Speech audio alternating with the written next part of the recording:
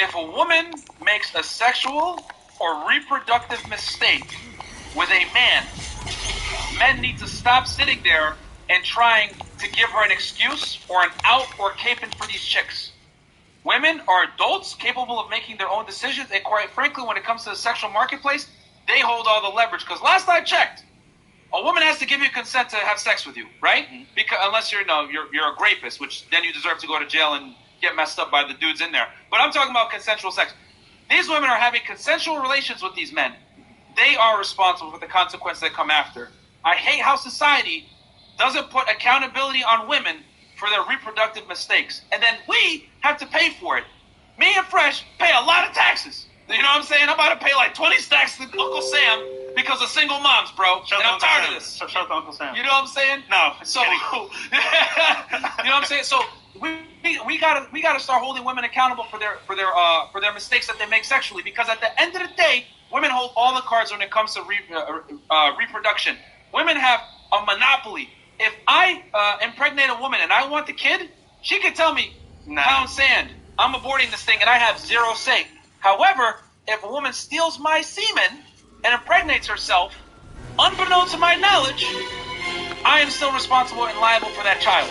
So to say that women don't have monopoly over the sexual marketplace, that's why I'm saying this guy's living in a bizarre world. You know what I'm saying? Men have zero reproductive rights at all. So I'm saying this: if men have zero reproductive rights, that means that women need to have not only the authority 100%, but now they need to have the fucking responsibility too.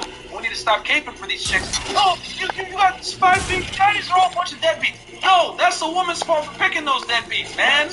Like, get out of here. And then we can fall back on Uncle Sam. You know what? Uncle Sam's funny blue pill, bro. At this point, you know what? I'm saying it right here. Uncle Sam's blue pill as hell. And you know what? We got some super chats to the thanks. Uncle Samantha. Chris Gonzalez 49. Women preach equality, but they are not ready for that. Fact. Women say they want equality, guys. They don't want equality. They want equality of outcome, which is a completely different thing. I'm all for, and here's the thing too, guys. On this channel, we say it all the time. We are all for female equality when it comes to opportunity. Okay? I think a woman should have all the same rights, privileges, everything that a man does, if she can make me standards. So with the military, with public service jobs, etc., especially where physicality is like a necessary factor in the job performance, there needs to be one standard. If women can't do it, too bad. Yep. You know what I'm saying? That's how I look at it. Because here's the thing. For the angry feminists out there, man, you're a misogynist, man, you're a jerk. Having two sets of standards inherently means that we aren't fucking equal. You know what I'm saying? Bomb dropped. Like get out of here. You know what I'm saying? So it's like having two different standards already defeats the same thing that you're trying to claim when you want equality. The reality is this: it was never about equality. It was about equality of outcome, not equality of opportunity. You know what I'm saying? Guys, we got 604 live viewers right now, man. Like the video, sub to the channel, and show some love. They're liking that we're cooking right now. So it's better, man. Okay, so did we have some super chats, Chris? We had a few, right? Got one. Just one? Go ahead. No, we are ready to We're ready? Okay. Boom, there you go. All right, so let's go back to the article, gentlemen. We can enlarge that a little bit, Chris. A potential repercussions. Okay, so we did that. Okay, so going back to the question of libido, it's important to remember that statistics speak only in generalizations. They cannot tell you about an individual. Neither women nor men should be judged for failing to conform to the expected sexual behavior of their gender. Calling a promiscuous woman a slut or a sexually conservative man a pussy is simply reinforcing the stereotypes that make these oh-so-mean women even less likely to sleep with you. What's your take on that, Fresh? Man, oh man. Calling a promiscuous woman a slut or a sexually conservative man a P-word is simply reinforcing stereotypes. I guess it was, you know what's funny about this, bro? When people hear the truth, they squirm. Yeah. But it's needed in society because we've been told a lie. It's okay to be the church boy going to church, not getting what you really want, when deep down that's what you want. And it's okay for women to pretend to hold back their nature. But being honest here, that's our natures. and we're not animals per se, right? But we can think. We have like a conscience, right? Yep. Other than that, let's be honest. Guys want to smash chicks, and girls want to have fun. If you can put those two things together, you get to the root of the problem. And yes, in society, we're closer in terms because that's what we've been generalized to say. But for example, let's be honest here. Women want to explore their sexual nature. And you know what? Nowadays, through music and society, they're allowed to. But deep down back, or you know what? Let's take it back. Back in the day, right? When you were a woman in like society and you had your parents in the household, you were in the village, you were looked down upon for sleeping around, right? Because guess what? They wanted to have virgins in their family. Like the dad chose the woman that would be with their son, and vice versa. So the point here is that, for example, back in the day it was set because those were the standards and those were the rules. But nowadays it's free because guess what? There's social media, there's rappers, women talking about sexuality, all that stuff.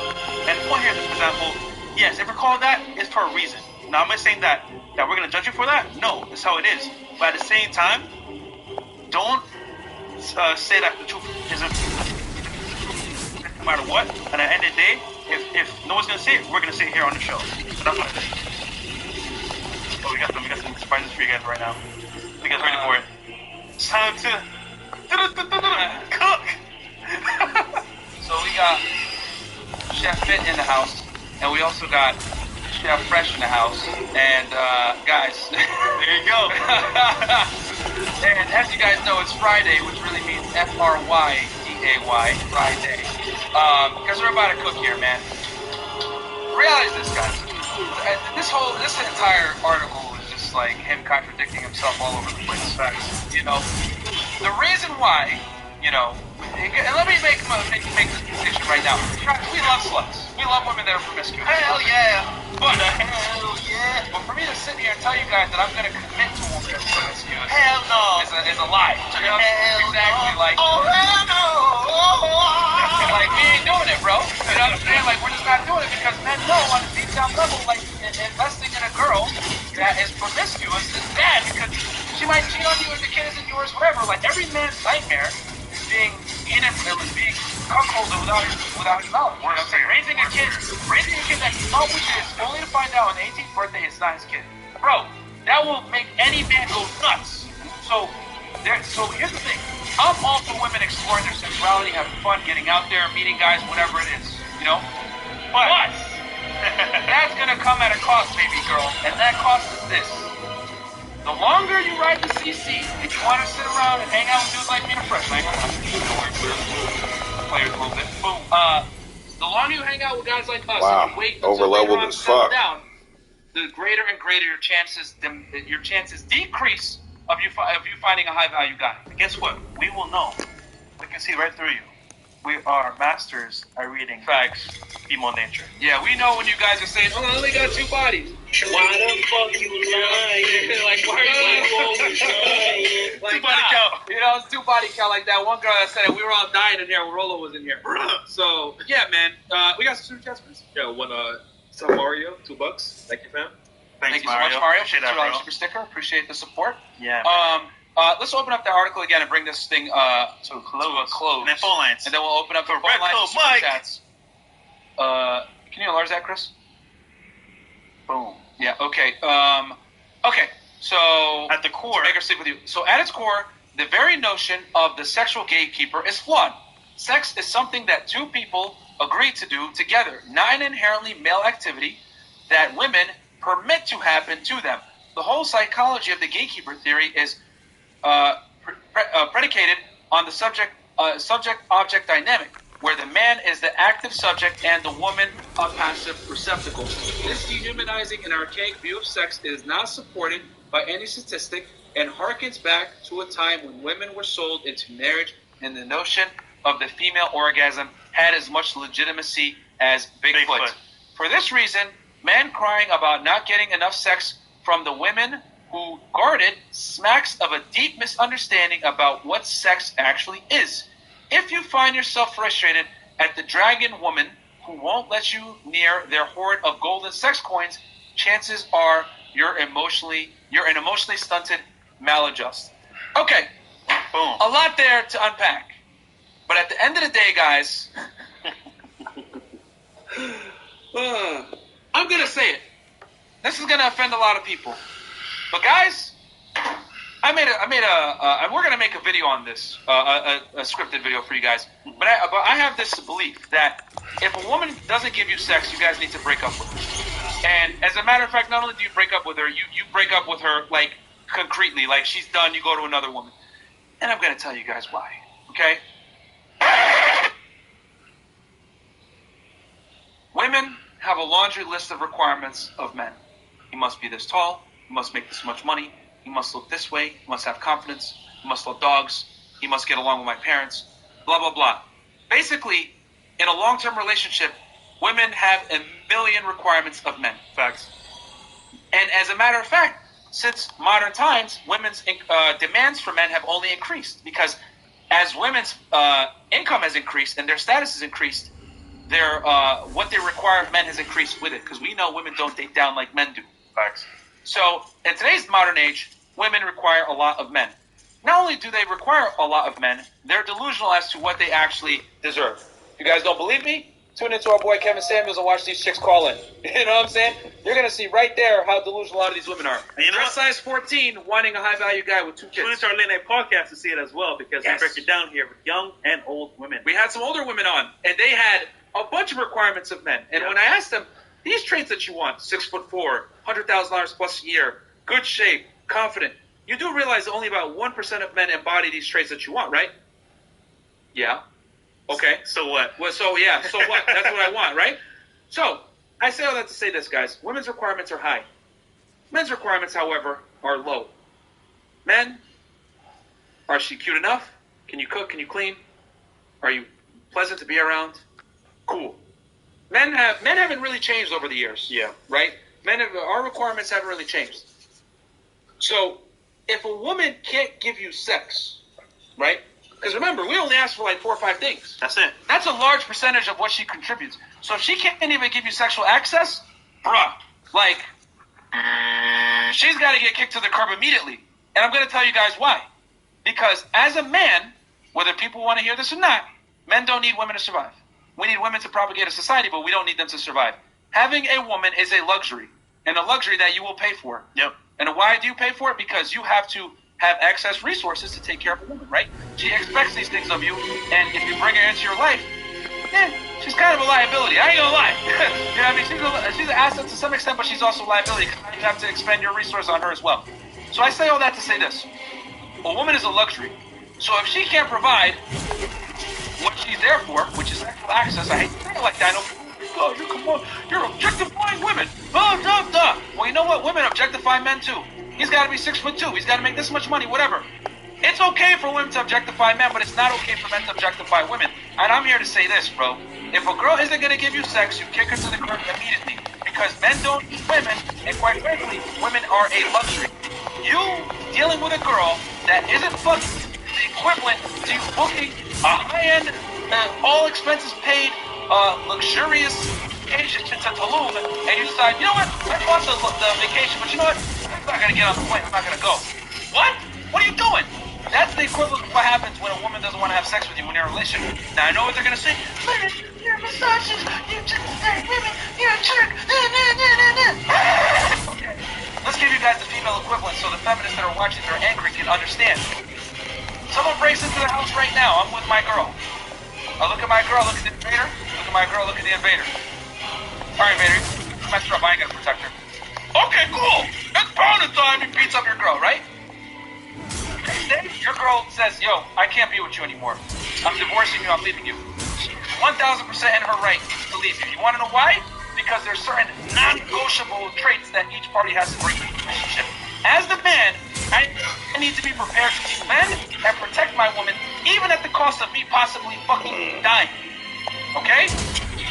And if I don't protect her, she's 1,000% within her right to leave. Okay? So that is exactly the importance of women providing a man sex. So if you ain't gonna give me sex, I protect it. Simple as that. Okay?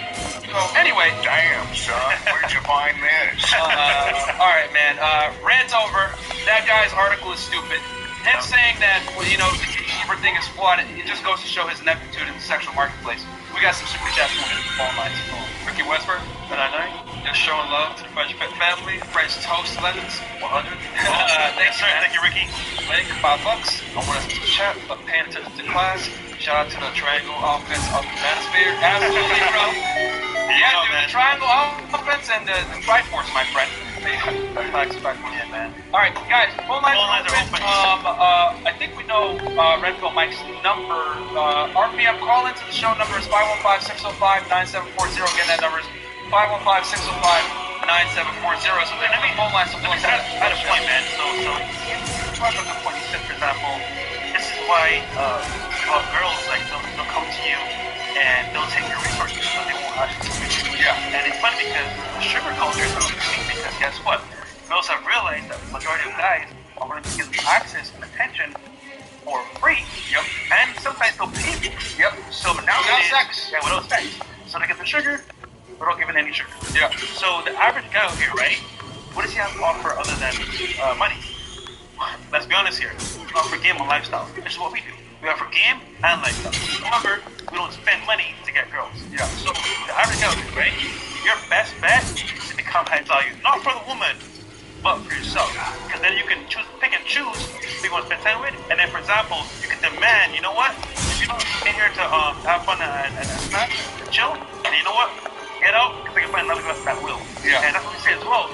Get my body because guess what? This course, High Value Academy, you're going to learn from A to Z how to become that guy that girls want to be around. Secondly, the power of business voice, you can create it for yourself. Because guess what, guys? Girls have an abundance. And they can choose sugar daddy tomorrow, today. They can choose the guy down the street that's an NBA player, football player. There's a lot of options for girls. Yeah. So for your best bet is to become high value for yourself. So now you can choose what girls you want in your life, and the ones that don't want to come play, get them out of your life. Because guess what? The time you spend with a girl that's not going to get anything, you can spend with a girl that actually likes you, cares about you. That's what you need to do. Because guess what, guys, right? Most guys go through this process where they meet a girl, invest a lot of time and effort, and they get no results. Because guess what? At the beginning, the girl didn't find you attractive at all. So you had no interest from the very beginning. But you weren't really adept to realize that. So as a high value, you're not going to put up on this chick because guess what? You know what? As a high value guy, I can choose a girl with high interest. Over go. Options now. So remember, guys. Open up your mindset and your attention to becoming the best person that you can be, which means high value. And then from there, you have access to whatever you want. Man, so get on the course and sit sit down for what's coming with the Zoom call. Fred Worth, the 2092 super chat. That's awesome. Masculinity is over 9,000. That's that word. Wow, that's crazy. Yeah, I'm not surprised that you censored it, man. But yeah, guys, like I'm telling you, if a girl denies sex from you guys, it's disrespect. It is. And again, guys, I'm not saying that you're entitled to her body or anything. Yeah, she can leave. She can leave.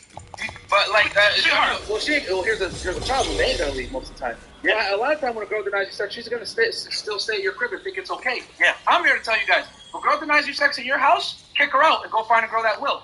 It's within her prerogative to deny you sex, and then it's also within your prerogative to stop giving her resources, time, and attention, and find a girl that's actually going to value it. Because like I told you guys, women are a luxury. They're not entitled to your time. They're not entitled to your resources. Women need men. Men don't need women. I know, because it's only in modern times that women have been able to survive without men. But bro, let the power run out. You know what I'm saying? Let some crazy stuff happen. You know what I'm saying? Let the cash shop start working, or OnlyFans start working. You know what I'm saying? What you gonna do? You're gonna see women needing men again. You know what I'm saying? So at the end of the day, women deep down need men. It's just only in modern times it's been concealed. They don't need it. So if a girl isn't sleeping with you guys, it's cool. Like don't shame her for it, whatever. Yeah. But let her know you ain't gonna tolerate it, bro. Because quite frankly, that is the most important asset that women bring to the table. And I hate to say it like that. People be like, hey, misogynist, it's facts. Men don't care about your business, how much money you make, your survival capabilities. Women care about your survival capabilities. Men care about your replication abilities. But as a man, your most powerful tool is ability to walk away. Yep. If you can walk away from a situation, you're in the power. If you're stuck there because you have a scarcity mindset, you're scared to like put in effort to become high value, that's on you. But at the end of the day, the guys that do are gonna win at life. So that's it, man. Yeah, man. So that's what it is, guys. If a woman denies you sex, in her prerogative, you go on to the next girl.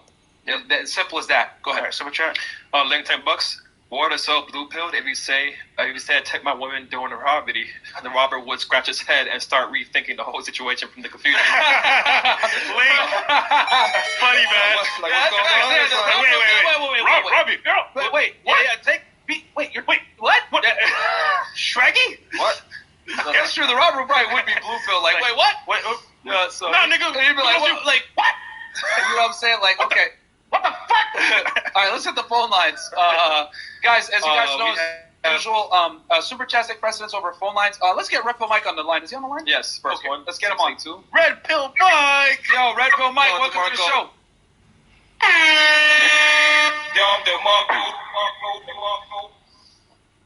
Hopefully it's him. You know what's interesting is I really wasn't even necessarily going to say anything in my super chat that I would have considered spitting game or any knowledge or information that we shouldn't know by a certain point in our lives.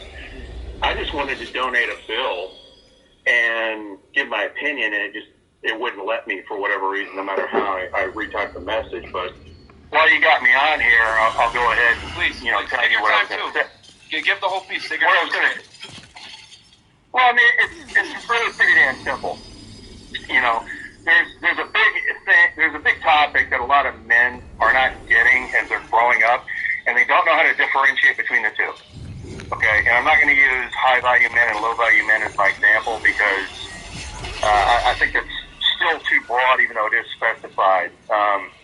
I'll go back to alphas and betas. I know a lot of us are trying to get away from that. Some of us are still wanting to hold on to it, but whatever. It has to be used in this aspect. It's a good placeholder term. So we understand you. Right. Alphas are put on this planet, put on this world we live in, for a handful of reasons. One of them is to procreate, and the other one is to protect women. And here's the thing, when I say protect women, now a lot of dudes are hearing that going, what the hell is he talking about? Because they're just confused right off the rip, and I get it. Okay? Yeah, alphas are put here to protect women. Betas run to the rescue of women. Big fucking difference, okay? Alphas protect, betas run to the rescue. This is why by default, virtue signaling white knights are going to always be beta bitches, okay? And when you see guys that write articles like this, what they're doing more or less is they're trying to run to the rescue of women by getting on board with the overwhelming majority of the opinion of feminists of, men suck, and some men are worse than the others. They're just trying to substantiate that. But here's the thing. This is a result. The guy who wrote this, I don't even have to know anything about it. Just hearing you guys put in the article. This is the result of a guy that over the time span in the course of his life has literally been beaten into submission. What's up, guys? Welcome to Fred.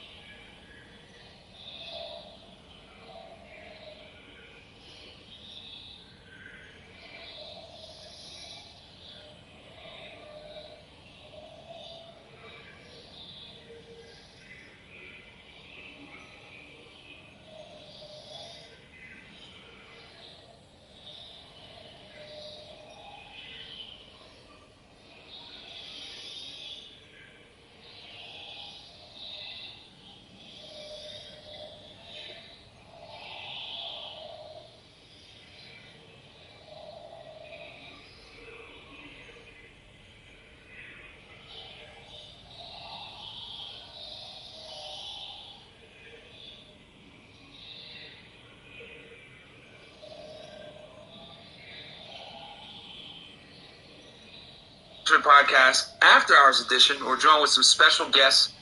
Today we got a great show. Let's get into it, guys.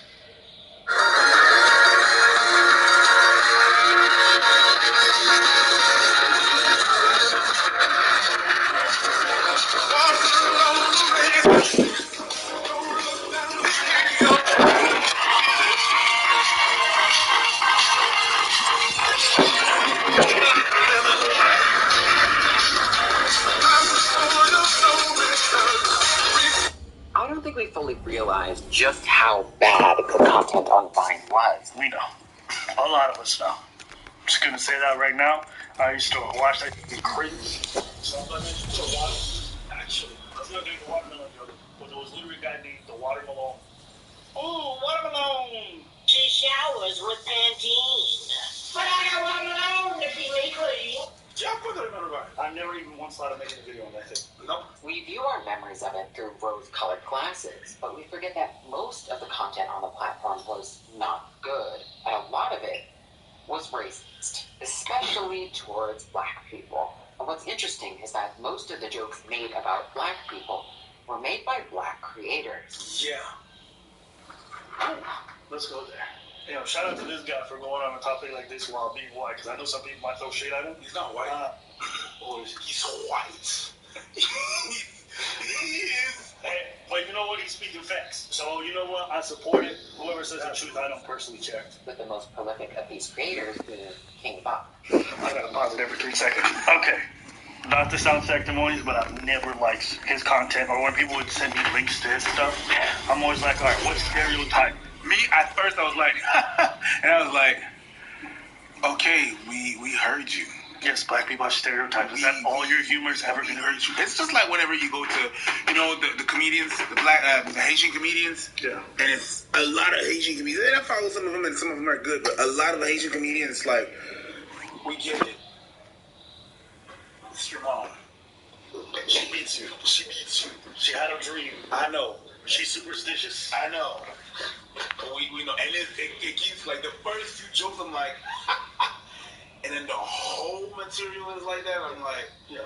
Now, this is not a King Bob call-out video by any means. In fact, this really isn't about him in particular. It's more about how his content fits into the history of minstrelsy in America. But before we discuss that, I want to refresh your memory of what King Bob's vines looked like.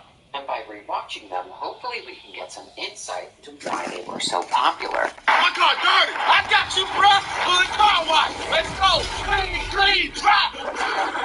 Within a couple of minutes of watching an hour-long King Bob compilation, a wave of nostalgia flows over you. It definitely resurrects those memories of your high school years, at least it does for me.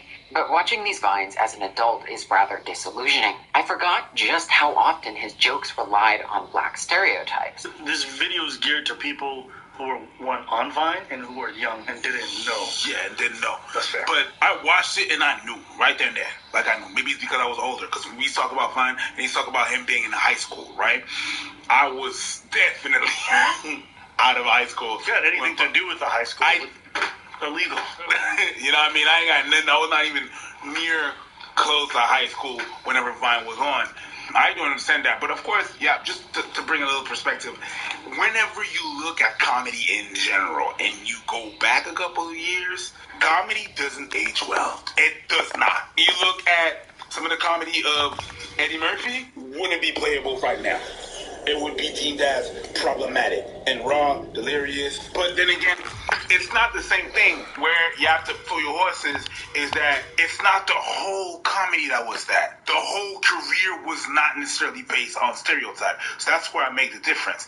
But I have to admit, the Vine and some of the creators, it was just, okay, I saw the name and I was like, okay, what is it now? Is it absent fathers? Is it burglars? Is it fried chicken? What is it? Which one is it? Oh, fried chicken. Yeah, on the topic of things don't age well, I understand because the norms of the time may be different. Yeah.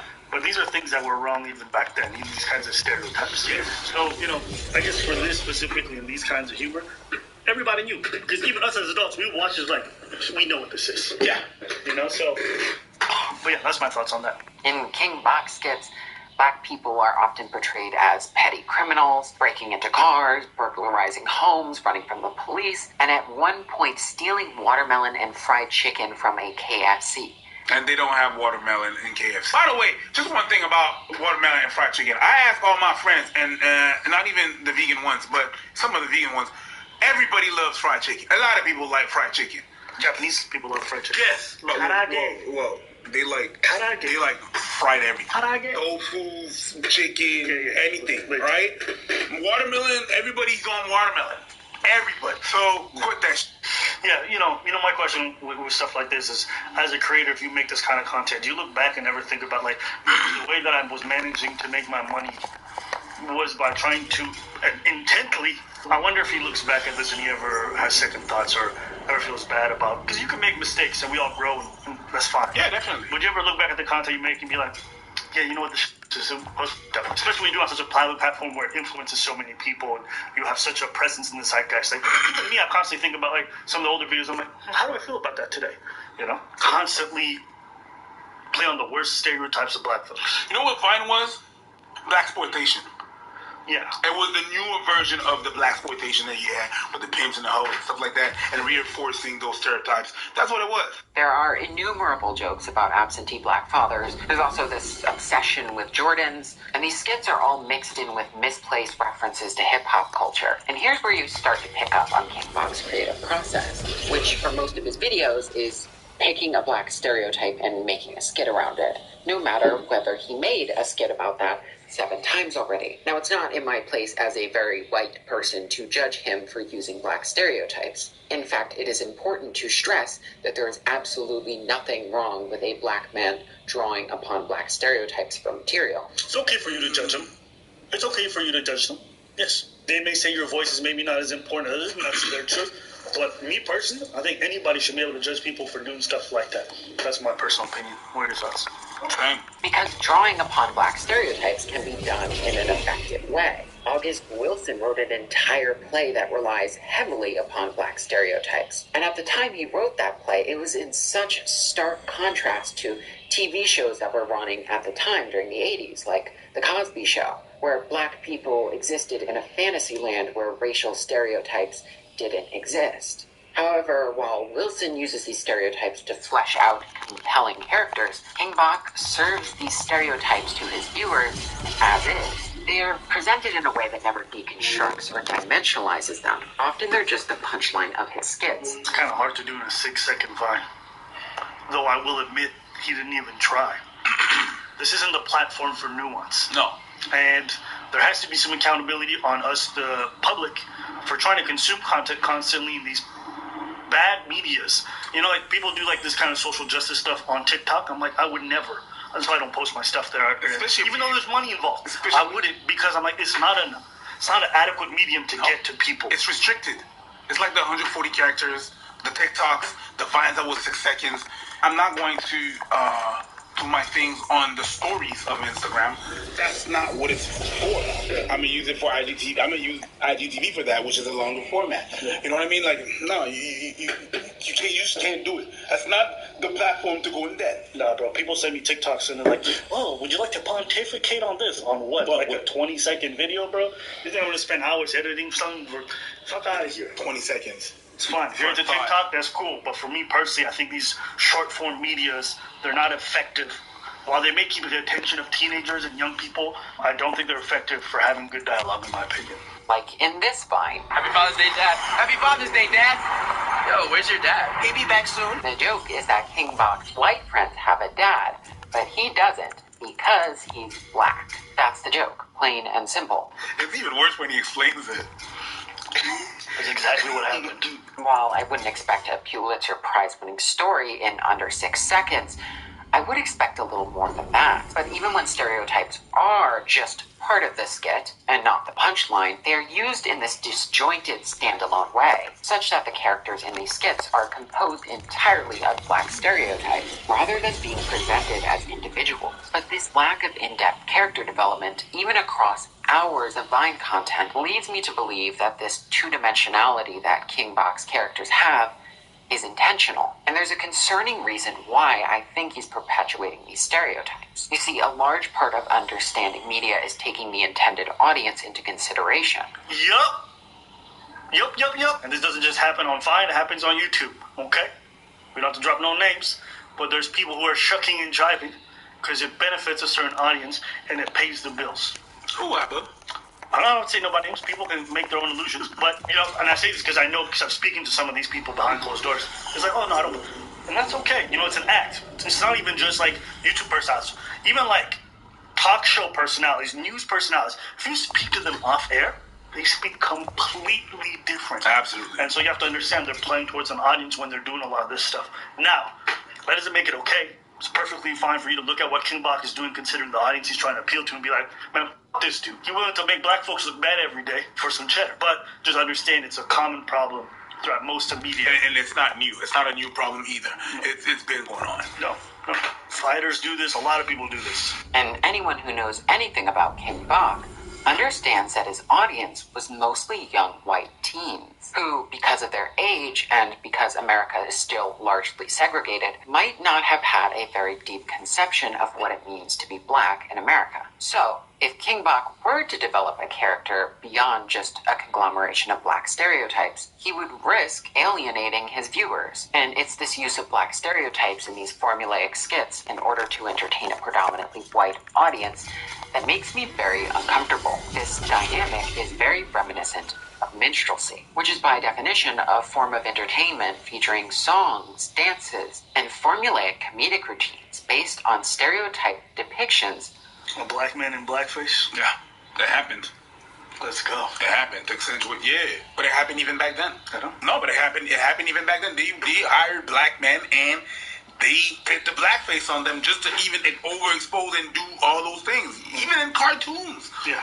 Looney Tunes was messed up. They be on Pepe Le Pew, but Looney Tunes back then was a mess. Was a whole ass mess. A hot mess. And in a dumpster fire, in a train track. Like, it was a train crash, yeah. It was crazy. And I remember I had some of those things when I was home.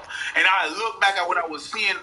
The stereotypes was crazy. But yeah, they did use black people to do that. And and there was also the they're doing it. They're willing to do it. So it's all right. Right? That's black people. So it's all good. As a black person, I can't be racist. I asked him. He said yes. Although the majority of these skits were performed by white actors in blackface, there's also a long history of black actors performing in minstrel shows as well. He did his research. Yeah, he did his research. Hey, man, everybody was like, you guys like this video, and then go to the original video and show him some love, too. Yeah. The fact that he did his research, and this is so well composed. And he's actually, it's facts. It's not it's facts. Robert Tolpe. Okay. Do your thing. Shout out to you, brother. Live your life. Hey, man, drop a little hip-hop for him. The streets are showing him some love. In antebellum America, there were a few troops of African-American performers who made their living putting on plantation shows for white audiences. Now, there were numerous similar minstrel shows at the time, but these shows were novel in that the performers were black and not white people in blackface. Because of this, they were seen as more authentic, when in reality they were complete acts. While they promised to show an authentic portrayal of plantation life, they merely perpetuated the stereotypes that white audiences expected from minstrel shows. This tradition of black performers acting in a stereotypical manner in front of a white audience continued well on into the 20th century. And if you look at media from the early 20th century, you see this everywhere, especially in cartoons. I mean, why do you think Mickey Mouse wears white gloves? Essentially, minstrelsy never went away. It evolved. The plantation shows just transformed into plantation movies, now in glorious Technicolor. And although blackface minstrel shows became rather taboo post-civil rights movement, the tropes in these shows did not die. They lived on in more subtle ways, and were still rearing their ugly head in far less subtle ways in the year of our Lord 2014, when Vine stars, as well as other social media stars, decided it was a good idea to put on minstrel shows for an internet audience. Now, I'm trying to focus on this historical perspective, but on a personal level, what's rather upsetting is that I was exposed to this content and naively considered it to be funny, and Many of my white peers formed a kind of parasocial bond with these creators without fully understanding how problematic their content was. It's unsettling to think that this generation of adults was raised on minstrelsy. But I would like to clarify that this is not King Bach's fault whatsoever. His content is just a product of a long history of systemic racism in America. And as a creator, he optimized his content to reach a large audience. An audience that, at the time, was proven to enjoy minstrel shows quite a bit. That's where you lose me. He definitely bears some responsibility. Not because you're black. Like you're black. It could be your fault. If black people cannot be, they can sure perpetuate some of the stereotype types. So at some point, the individual has to assume some responsibility. Yeah, definitely. You did that. At some point, you have to say, I chose to represent black folks in this negative light. I chose to actively doing this, knowing I'm always playing on stereotypes. And I can assure you, even when he was making this, people had brought this to his attention. There's no way you can make that kind of content for that long and no one's brought it. So no, there's definitely a large level of accountability that the individual has to participate in that system. Because it's not like somebody put a gun to his head and you said, you can't make money any other way. We have to stop coddling folks to that degree. Understand, yes, there are societal reasons why you may engage in some behavior, but this? Really? This? And also, I have to ask, at what point is enough money? Do you dig what I'm saying? Like, this man's been doing this for an extended period of time, so he also deserves some level of accountability, in my opinion. But that's me. What do you think? Yeah, the minute he said that, you saw, yeah. I went, Maybe he doesn't feel, as a white person, it's his place to say. Maybe. Or maybe he really feels that it's not his responsibility. Maybe he feels, and that's okay. But I disagree on that point, which is fine. But, yeah. I disagree because he knows what he was doing. He wasn't unaware. So, even though they offered him money, you still have to say, I want to take that money to do that. To many of you watching this, 2014 seems like ancient history. But I don't want to misguide you into thinking that racism is no more on the internet. These racist roots run deep in America, and when Vine died, TikTok took its place. Now, a bunch of people who absorb all that problematic content on Vine and YouTube have a place to spew their garbage. And when you watch one of these videos, you can see every stereotype that was perpetuated by creators on Vine. Hey, today we're making, first we have black. Yeah, pretty black. Next we have don't have a dad, eat watermelon and fried chicken, rob people. That's why I'm not on TikTok. That's why I'm not on TikTok. Hey, Ireland is good. Bro, you did good. You did that thing is good.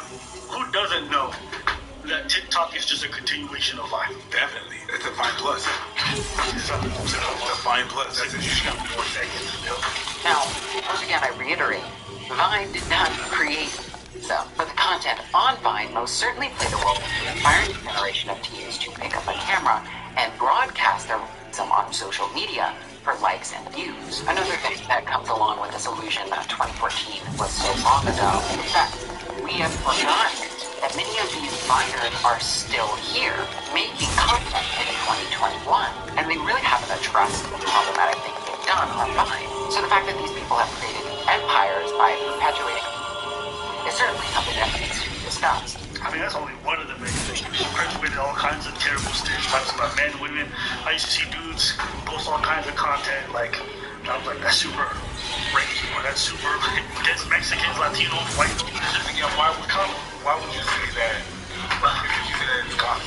People will say, oh, yeah, but it's just cocky. And then it's just cocky. Why would you say to people that don't get your argument? You'll calm down, it's just cocky. You also have to accept the fact that your body of work matters. There's a difference between like, hey, niggas love their fried chicken, right? And there's a difference between you constantly making jokes that always reinforce the same stereotype over and over an extended period of time. I don't think anybody would look at you if in a vacuum you made a stereotypical joke, whether online or in person, okay? But if that's all you do, that's all you do. Right? And we also have to be honest with ourselves too, okay? Let's be honest with ourselves.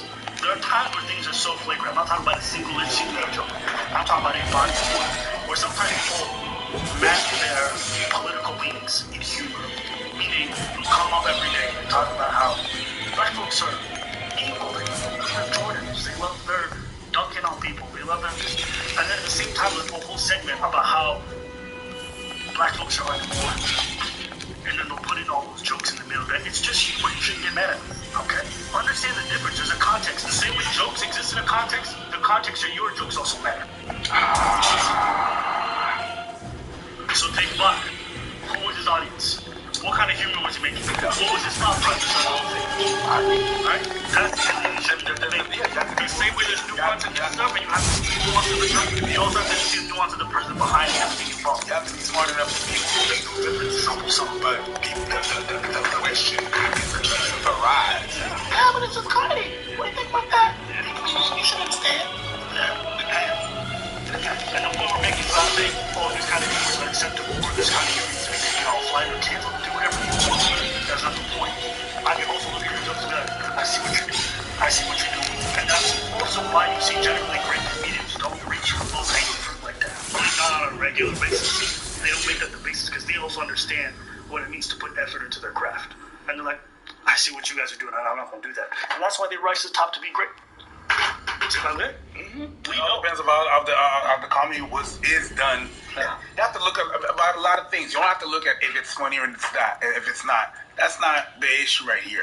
We don't care if it's funny or not. Yeah, but I thought it was funny. I never liked him because he was never put. That's not what we're talking about. It's not even. It shouldn't even matter whether it's funny or not. You look how the joke is made, how it's done. You have a lot of things to decipher. And I know that for some people it might be difficult, you know what I mean? Because just be like, no, it's racial, it's bad. That's very lazy. It's easy to do that. And it depends of a lot of things. It depends of a lot of context. It depends of the whole picture of the joke and how it was constructed. But people don't necessarily want to do that. And that's a trap. That is a trap. But, well, that's it for today's video. We want to hear your thoughts in the comments below. If you guys enjoyed today's content, leave a like, comment, all that good stuff. Subscribe.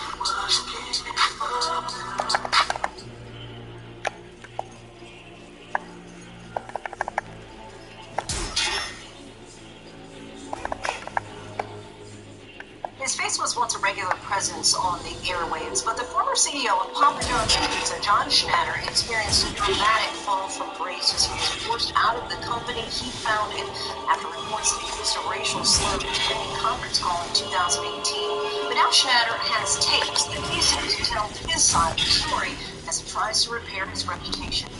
In an interview in 2019, you said, "Stay tuned, the day of reckoning will come, the record will be straight." Is that why you're here today? I think it's really up here, but for sure the truth is going to come out. Nothing so late the truth, and the tape is the truth. What John Schnatter calls the truth has never been heard until now. It's the tape of the incident that led to the erasure of the man who for decades made his name and face synonymous with his multi-billion-dollar company. John Schnatter is not only the founder of Papa John's, but also its frontman. Better ingredients, better pizza, Papa John's. In 2010, Papa John's became the official pizza sponsor of the NFL. Better ingredients, better pizza, better football, Papa John's. But in 2017, sales were sliding, and Schnatter appeared to place the blame on the NFL's handling of player protests during the...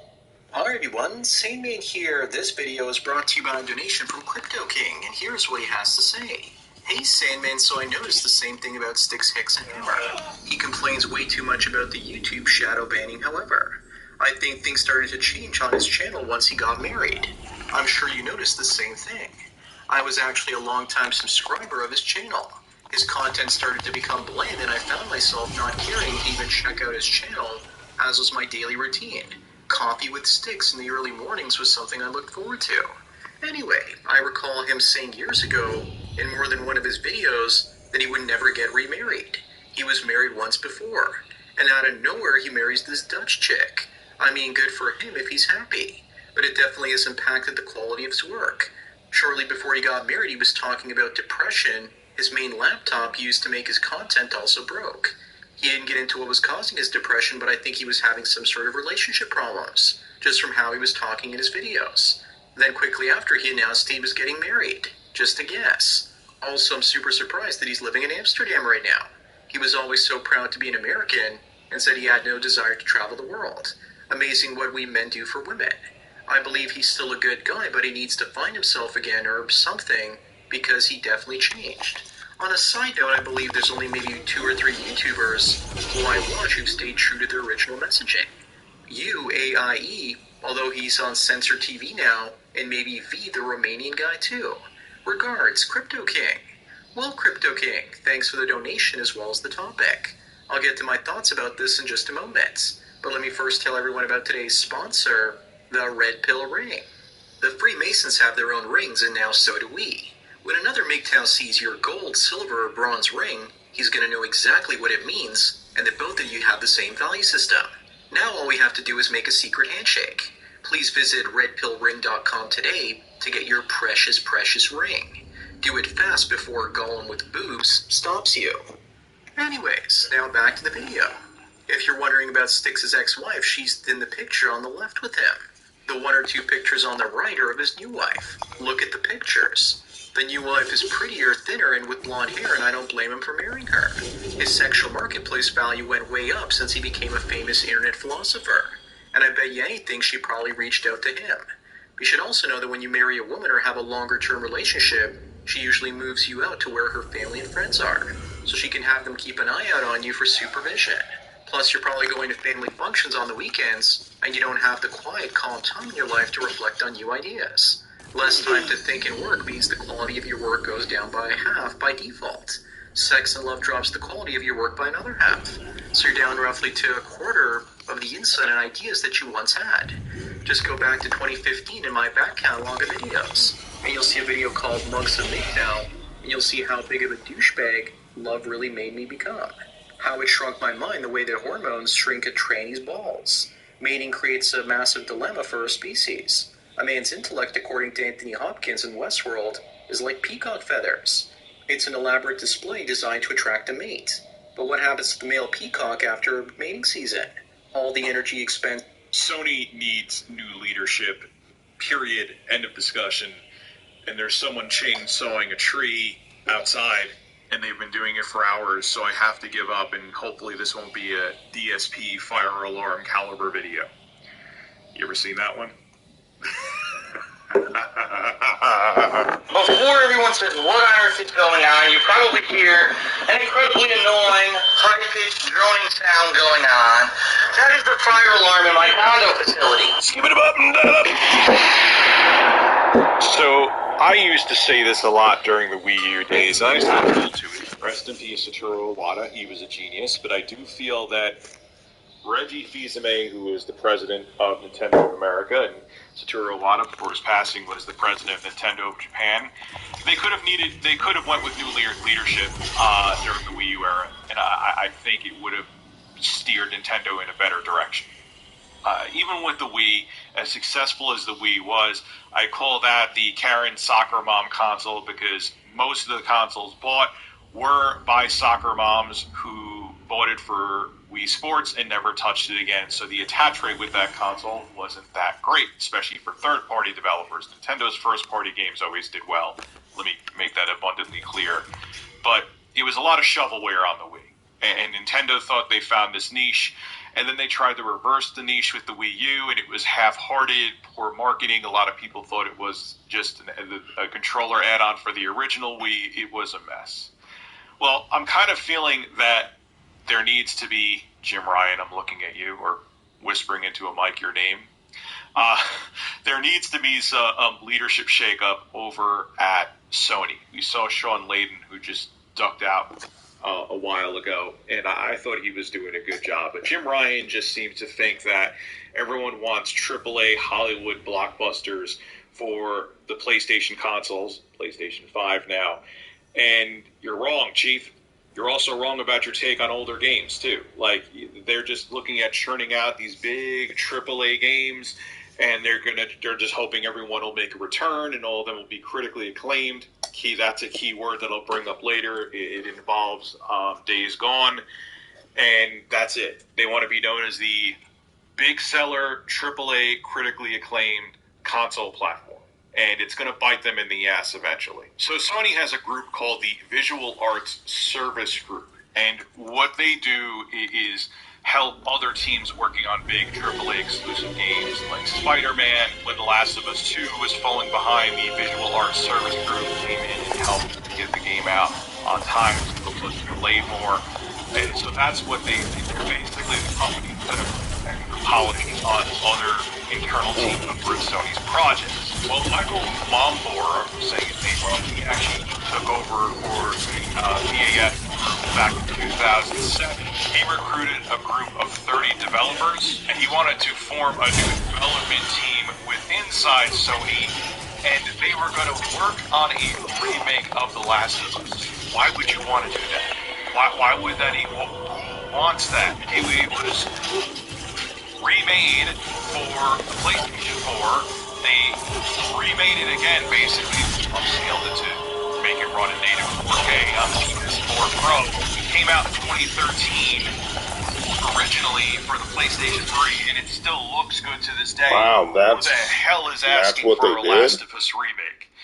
Anyway, well, Sony, because they're really worried about returns, they're a corporation or a conglomerate, I mean to say, that's every conglomerate out there. They didn't even really acknowledge VAS's existence with this project, and slowly over time, Naughty Dog themselves took over the Last of Us remake, the remake that no one is asking for or we really need, and this really killed the morale over at VAS. Well, due to this, a lot of the staff, including Mambor, left VAS because they just like, what the hell is going on? We wanted to be our own studio. We didn't want to just be part of Naughty Dog. And people disbanded, and they left Sony entirely. And this has become a trend with Sony. They want these big AAA games that age Cory Barlog by like 10 years each time he makes one, even if the game development cycle is only 4 or 5 years. And a lot of times Sony does get the return on them. All right, The Last of Us 2, whether you like it or not, sold very well. God of War 2018 was a masterpiece. Horizon Zero Dawn sold extremely well. So this is Sony's strategy, and they want to stick to it. But the thing is, people like smaller games. For example, on the Aya Neo, I've been playing Review Aya Neo USA, which I literally did. You should check out that video. I've been playing Brutal Doom. It's a mod for the original Doom from 1993. It's one of my favorite first-person shooters of all time. It's a mod. My point being is that Sony used to make games for the PSP, and it actually came out for the PS4 as well later on, Gravity Rush. Sony's stepping away from those games now. They want all of their studios to be working on these AAA movie-grade masterpieces, and they're kind of missing the point of gaming. And even though it may hurt console sales in the beginning for Microsoft, they're smart by already laying the foundation for Xbox Game Pass, using games as a service, and on Xbox Game Pass, you get everything from next-gen console optimized Series X and S games like Outriders, whether you like it or not. It's a brand new AAA game, and you can play it on Xbox Game Pass. And they also have like Tetris on there. You know what I mean? Like, you have a whole bunch of options, and Microsoft realizes that these indie games or mods for other games like Brutal Doom are fun.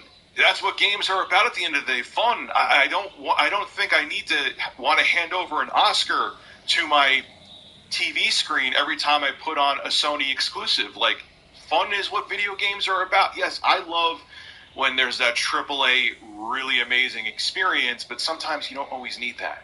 You don't always need that, and Sony is totally missing that right now. As a matter of fact, Sony last week, a Japan-based studio that worked on games like Gravity Rush, which I just mentioned, and Everybody's Golf, which those games were well received, they reorganized that studio because they're like, hey, we want all of you working on these big AAA games. We want people to sit down and eat popcorn during our 20-minute cutscenes in games like The Last of Us 2. I'm not saying they were that long, but sometimes when I was playing The Last of Us 2, I felt like I wanted to just, sit there and just grab a beer and just watch the screen.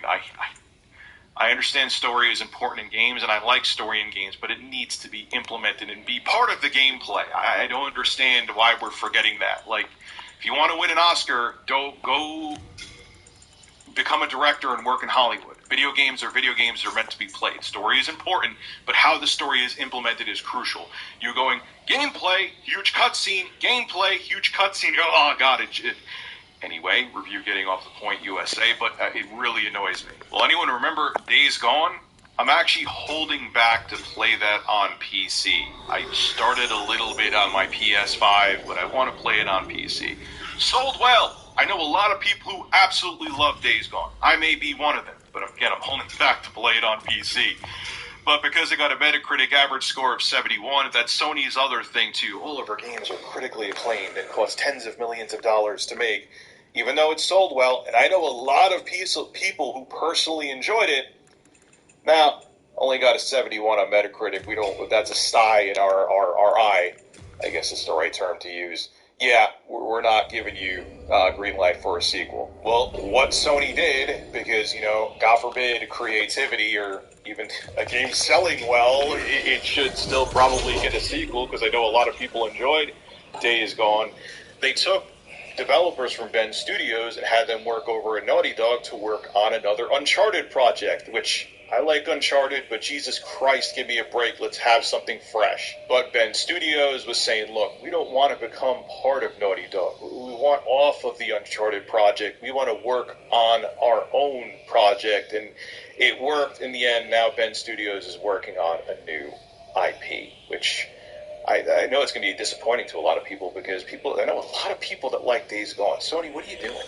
What are you doing? So what Mambor from Visual Art Studio did to try to pique Sony's interest, because they were like, hey, let's remake an old game and turn it around. Originally they wanted to do, which this would have made a lot more sense, they wanted to remake 2007's Uncharted. It's now a 14-year-old game, or soon-to-be 14-year-old game. Makes way more sense. But because it's such an old game, it would basically, the whole engine and all the technology would have to be remade really from the ground up, and it would be very costly. So Sony was like, no. Let's remake a game that really no one was asking for, because it was already remade for the PlayStation 4. How about you remake The Last of Us? And that's what VAS settled on. All right, fine, we'll remake The Last of Us. I can't believe anyone would think. I feel like it was just yesterday that game was released. I understand technically this June it's going to be 8 years ago, but no. It's been remade already. You could play it on the PlayStation 5. It looks fine. There's absolutely no need to remake the original Last of Us. Absolutely ridiculous. What a brain-dead idea. But what VAS was thinking was, okay, we really wowed them with how we remake the original Last of Us, and maybe Sony down the line could have like a Last of Us package where Last of Us 1 and 2 with the upgraded graphics version of The Last of Us 1 being included in there, and it makes a lot of money. Then we'll have more freedom to make more projects in the future, work on more games, so let's just bite the bullet and make the original Last of Us and remake it for the PS5. Now, because VAS hasn't really proven themselves on a full-fledged project, Sony they approved their project on a probationary basis, and they were very skeptical of it. They didn't give them a budget to hire more people, but the team kept working, and in spring of 2019, they had a small portion of The Last of Us remake ready to showcase. But this is where everything turns into a crap show. I got notes here. I got the article up. Herman Holst, who was the former head of Guerrilla Games and was named head of PlayStation's Worldwide Studios in November 2019, he thought the project was costing too much money, the remake of The Last of Us, and the code name for The Last of Us remake was T1X. He wanted to know why the hell it was so expensive, and the reason was they were rebuilding the game in a brand new engine for the PlayStation 5, and Mombora over at VAS had to go on and hire new people, because have to rebuild a game from the ground up. It needs a lot of manpower and is not cheap. But Hulse didn't want to hear this. It was still costing too much money, and it gets worse from here. Now, just when they were hoping to go full swing into The Last of Us remake, VAS was was called in to help with The Last of Us 2 because it was falling behind. Remember that The Last of Us 2 was supposed to be released in 2019 and ended up being released in 2020, and most of VAS actually ended up working with Naughty Dog to end up finishing The Last of Us 2. They had to stop what they were working on to work with Naughty Dog. So this slowed down the progress of The Last of Us remake. But then all of a sudden, the roles got reversed. Sony said that after the completion of The Last of Us 2, that some people from Naughty Dog would help out in the Last of Us remake. And VAS saw this as, you know, hey, we wanted to be our own studio, and that freedom was being stripped away from them. And a whole bunch of people from Naughty Dog themselves started working on this project, and because they worked on the original game, they had more say and more control than the VAS developers had over the remake, which really frustrated them. Now, this made sense. Naughty Dog sells even though the game is critically acclaimed, they sell consoles, because people think, oh man, this is the only way I can play that Naughty Dog game. I'm going to go out and buy a PS4 or PS5. Yeah, we're going to bring on the actual Naughty Dog team to work on this remake. This is what Bloomberg intelligence analyst Matthew Canterman had to say about the whole situation. Sony's competitive advantage has always been exclusive content over Microsoft and more new games, as well as remakes of classic titles from such a story team can help sustain demand for PlayStation 5. But this really frustrated everyone over at VAS. A lot of them left Project T1X. That includes Michael Manbauer and the game's director, David Hall. They're gone, and they got frustrated. They felt like they were just cogs in a wheel and just stepped away from Sony and from the process. I mean, just to show you how much control Naughty Dog ended up having, they started jokingly calling VAS Naughty Dog South, like it's another division of Naughty Dog. Like they just weren't having it. They were tired of just dangling on strings, just working on these big AAA projects. See, I'll end this video with this because there was so much information to decipher. Sony, I get it. Okay, big AAA games, you know, it builds up hype, it builds excitement, it sells consoles, and that's important. But also what's important is content diversity. Again, one of the games I'm enjoying the most right now again is a mod for the original Doom games, Doom 1 and 2, called Brutal Doom. And it's a mod made by the community. It's not only Minecraft. Who would have thought? I remember when that game was alpha. Now, it's not my kind of game, but I remember when that game was alpha way back in 2010, and a coworker of mine was begging me to try it. And I was like, where is this going to go? And it was just this simple first-person perspective blocky game that lets you create. And not my cup of tea, but it's a multi-billion industry in itself now. A single game. Look at Roblox as well. Look at Dreams by Media Molecule, the same studio behind Little Big Planet, which is a great platformer that you can design your own levels. Dreams, you can literally make your own. There were people remaking Dead Space in Dreams. That could have been huge. And because, nope, we're worrying about AAA games that may win us an Academy Award one day, which they're hoping to forward. I'm sure Jeff Keighley was trying to make the Game Awards become the Academy Awards for games, which I think is ridiculous how they're handling it. That's the kind of stuff you're focusing on, and you're missing the point of gaming. Now, do I like my big AAA game from time to time? Yes. Do I think that story is important in games? Yes. How it's incorporated is crucial. If I have to sit there watching super long cutscenes, count me out. But yeah, there's always going to be room for those big AAA games that are big Titanic-sized games. That's a bad analogy. Titanic-sized games that really shift consoles and should shift units. But you have to understand diversity is also profitable too.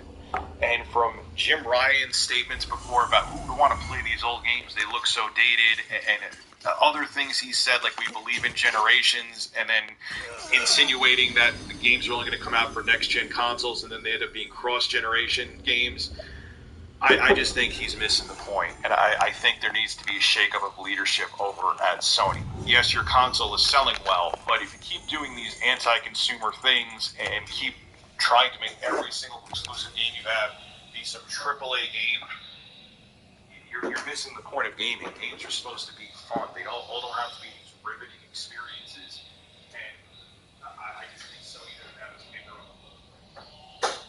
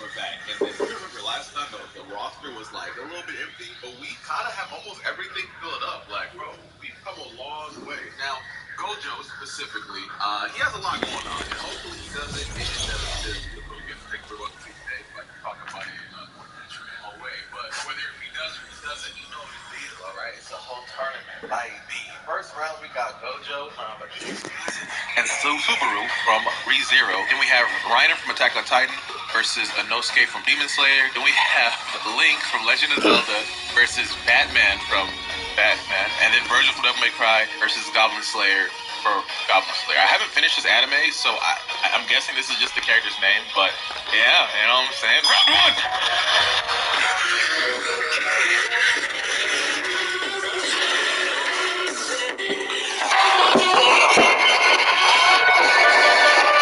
Okay, it's still Rust for me. Wait, what the heck? Oh, Super has... Is that part of his mechanic? Okay, Super has his own little bar going on. So this is what's interesting to me. If you've ever seen ReZero, you know Subaru is just a regular dude in a world where everything is beyond what he can do. So, okay, so he's fighting with other people, the people that he encounters in that world. You know, hold on. This very much well could be a one-shot kill. Is it? Brother Bear? Okay, it did a lot. Okay, and then Gojo said, "All right, well, that. What are we looking at right now? His hit combo, 500 hits? Is that supposed to then go to him when it touches? What? Oh, it slowly goes over there. Oh, Subaru got beefy health. Okay, is Subaru gonna be okay?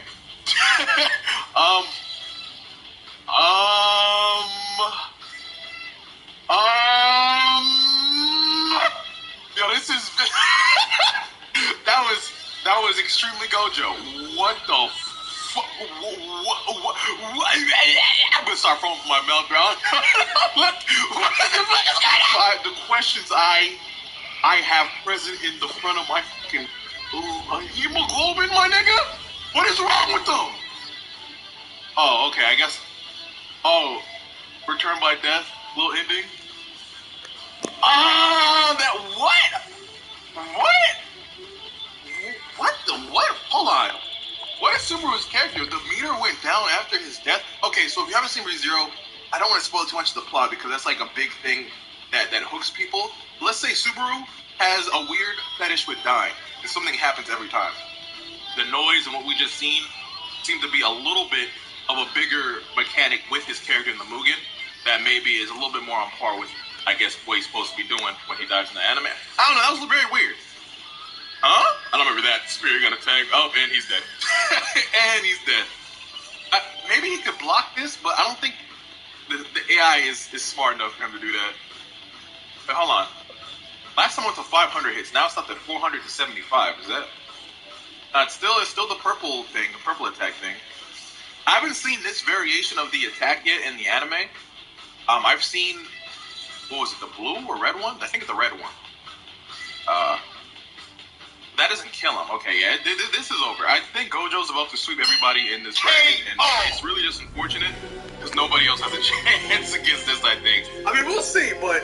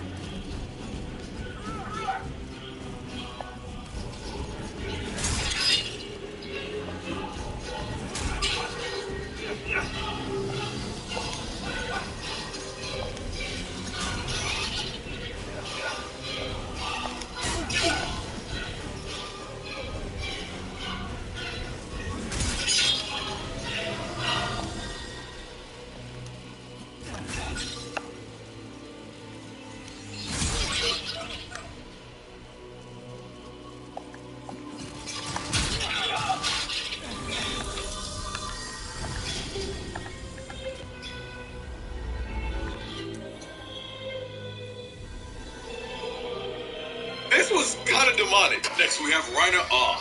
That's actually kind of fire. This is a randomized map, so it being on this stage, I have heavy Reiner bias. But, hey, anywho, Reiner versus Inosuke. And honestly, I didn't know how I was going to expect Reiner to fight, but this was not it. I thought he was going to be more titanized or something. This is actually very even. They both got their swords. Inosuke got a lot more pressure going on. Inosuke might never let that combo go. The world never knows. Okay, no. The Reiner might never. Okay, just kidding. Just get out that corner. Oh, this is really nice. This is really nice. Okay. Now, I don't want to get too deep into the semantics of the ending of Attack on Titan, and if I see anybody spoil it, you will be banned from my comment section, so please don't. But I've seen it. I don't know how I feel about it, and that's as much as I'm going to say. Just let me know, with a non-spoilery, I like it or I didn't, what you think of the ending to those who've read the manga. It's very interesting to me, but hey, it is what it is. Now, what I'm curious about is Reiner. Okay, oh my gosh, is Reiner going to be able to transform to his Titan form at all? I feel like he is, but like he's just not doing that. Okay, what is Inosuke doing? Alright, he kind of lost me a little bit, but whatever. I'm thinking it's still anybody's game. For the most part, these Mugans are fairly like even with each other. It's just a matter of who gets who in the corner first. I mean, I don't know. With Inosuke as a character, I really don't care too much about him. Like when I watched Demon Slayer, he was just okay, Titanized. Oh, he just used that as an attack and then popped up. But the Titan's still there. I like that detail. But yeah, Inosuke was just kind of there for me. He grows on me later on, sure, but like I don't know. He's very weird. Like that's another thing with Demon Slayer. Like I don't really feel too connected to a lot of the cast, like on a one-on-one. Like I think Tanjiro's cool. I think like some characters like are cool, but like I don't know. Even reading the manga, like none of them like really stick with me. But let me know down below. Who's your favorite character for Demon Slayer? I guess I'll go with that. Like maybe in the game, when the game comes out, it'll change by like how cool someone is, sure, but I don't know. Not hidden. So I'm noticing the Colossal Titan in the back is like punching periodically. Is that like something Reiner's doing, or is that just him doing that? It's kind of lame. What the hell? And Reiner won. Wow. Okay. There's Reiner won here because none of y'all were getting past Gojo to begin with. Let's keep it a buck. Now, normally I have this with anime characters, but I mean, Link and Batman are in front of my face. I'm gonna see what they can do. Oh, Link got his little item kit. Why does he got the jar? What is he about to do with the jar, bro? Oh, this is the Ocarina of Time Link. Got Navi and everything. Okay, hold on. What am I about to watch right now? What's going on? Okay, Batman has Robin. I'm guessing maybe the whole Bat family ready to go in his arsenal. And Link is kind of sad right now. I don't know. Like, it's kind of cool hearing, like, you know, the Link sound effects and say the little hug, but bro, what? Does he actually have to hit that, or is that just you played the Sun song? Bro, what? I think Link could be like some hidden heat, but it's like he has to do the right, I guess, set of things to produce that. Batman, on paper, Batman seems fairly fire, but he's not really doing a whole lot. He just throwing some shit out and brooding. A lot of brooding. Why is he charging? Hello? Bro, what song is this? We're not playing the same Zelda. You played the Subaru. What does that do? What? Bro, what happens now? Alright, I got a little bit of questions, but it seems like I'm not getting those answers. Batman's still losing. What happens if he runs? I want him to run to the Scarecrow. I want to see what happens. And it's gone. Alright, now I'm pissed. Fighting with bats, my deal? Okay, hold on. This comeback kind of is disgusting, and it's over. The Sun song. Does this do damage? I didn't really pay attention to that. It just did a big flash. We'll find out now. K.O. Was that? I think that was from the Sun song. Yeah, I couldn't really tell, but Link, he swept this. Where you going, Link? Oh, Link, come back. Hold on. We're not done yet, man. Now, I'm with the many who didn't make it past the first episode of Goblin Slayer. The thing that happened is not really my cup of tea. I don't really care watching animes that do those scenes when the utmost detail. Not my thing. But Virgil should win this. I play Devil May Cry. Excuse me? Sorry. I play Devil May Cry. I know what Virgil's capable of. It's blasphemy if he doesn't win. That's where I stand on this song thing. Floor? I don't know. So far, it's kind of even, I guess. But sorry, I had technical issues. I sneezed, and I'm back. Still even, so I didn't really miss anything. I don't know what this Goblin... Let me know down below what this Goblin Slayer dude is supposed to even do. Like, what makes dude... Hello? This better not show that scene, bro. Okay, whatever it's showing is doing quite too much for my liking, bro. This is like a whole anime. What the hell was that? Okay. Well, why? Like, was it worth it? Let's talk about it. Was that really worth it? You just sat here and wasted my time. Now I'm mad. Alright, well, I guess I don't care if Goblin Slayer dude wins. I was just doing too much. I thought Virgil was going to be a lot more overpowered, though. I'm not going to hold you. Like, he's doing a lot, but he's not doing a lot at the same time. Like, so far, I can't see any of these characters beating Gojo. And I low-key thought it was going to be Virgil. I thought Virgil was going to be broken, but Gojo's looking to take this kind of clean. I mean, maybe. Like, in my opinion, I think Link maybe has, like, a song in the back that he might pull, but I guess we're going to have to see. Regardless, this is over. Like, pack it up. Ref! Alright, thanks, Ref. Appreciate you. Alright, so for the first round, we had Gojo do what he did in, well, it wasn't even a fair fight in the slightest. And then the second one, we had Reiner with the, interesting, well, it was pretty even, actually. I think Reiner won. Yeah, Reiner did win, right? Yeah, alright, anyways. Then we had Link do his damn thing, and you know what I'm saying? And last but not least, we had Virgil. Can we get a bet that Gojo's about to sweep? Like, it is fair to say Gojo's winning.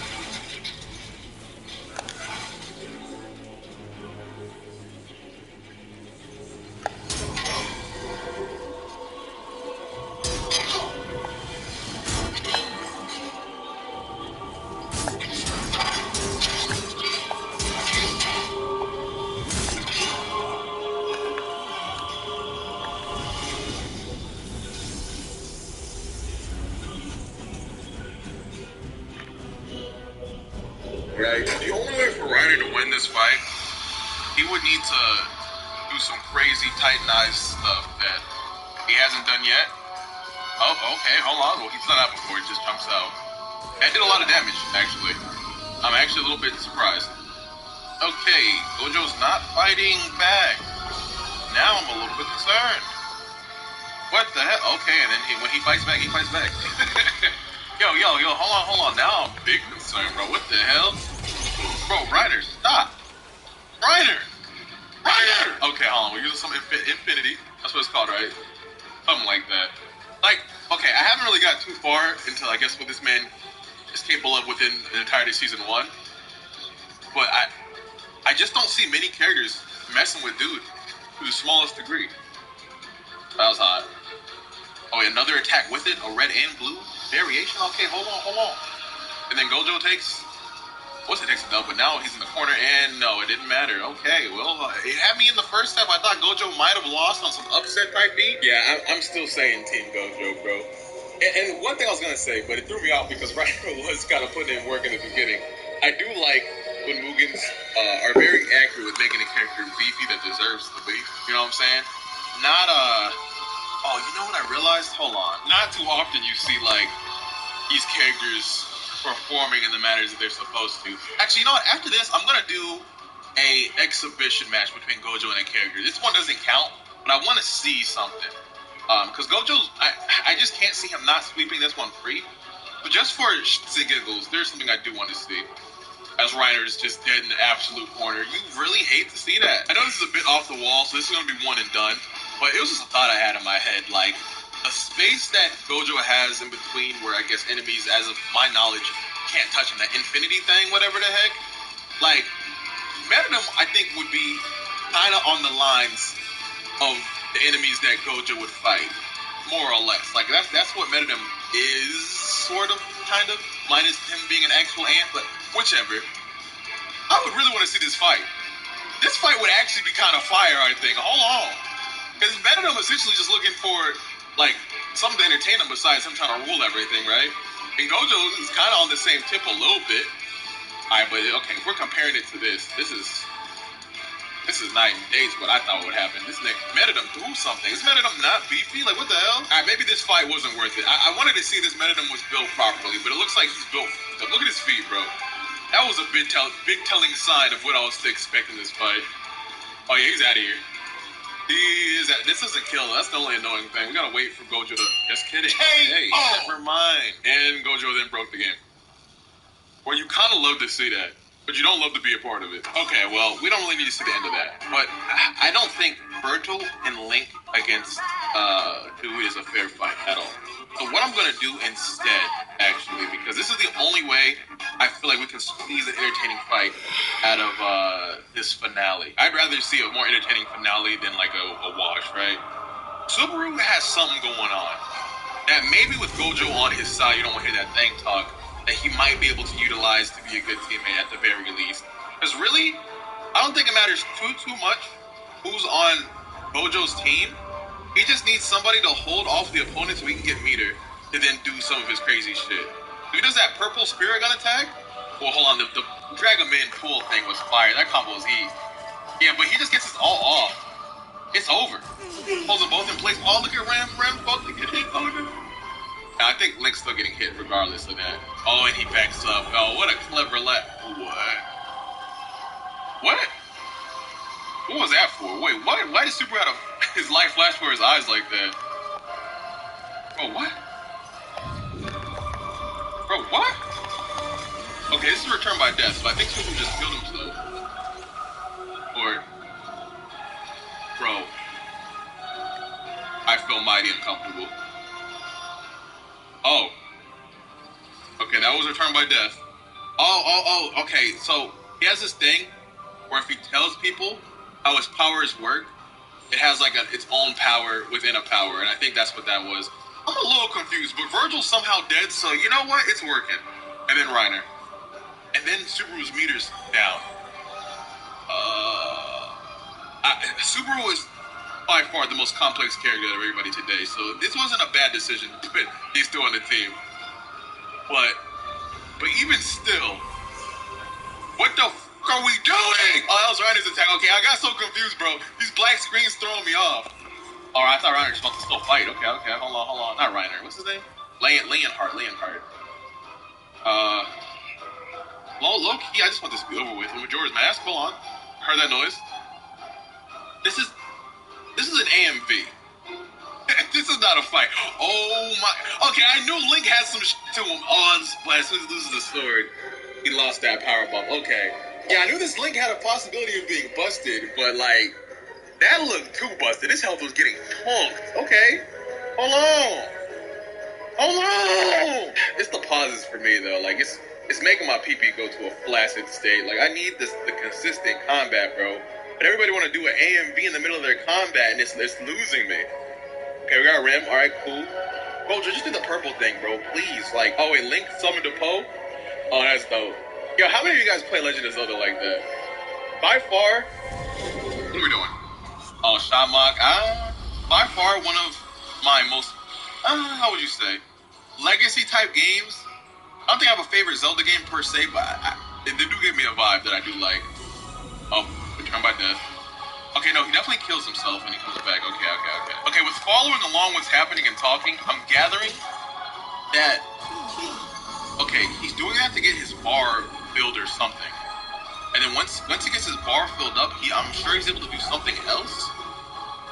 But like those killing himself moments are just who build it up. I just wish it didn't take so long, man. Regardless, I'm just gonna say Gojo and Subaru won.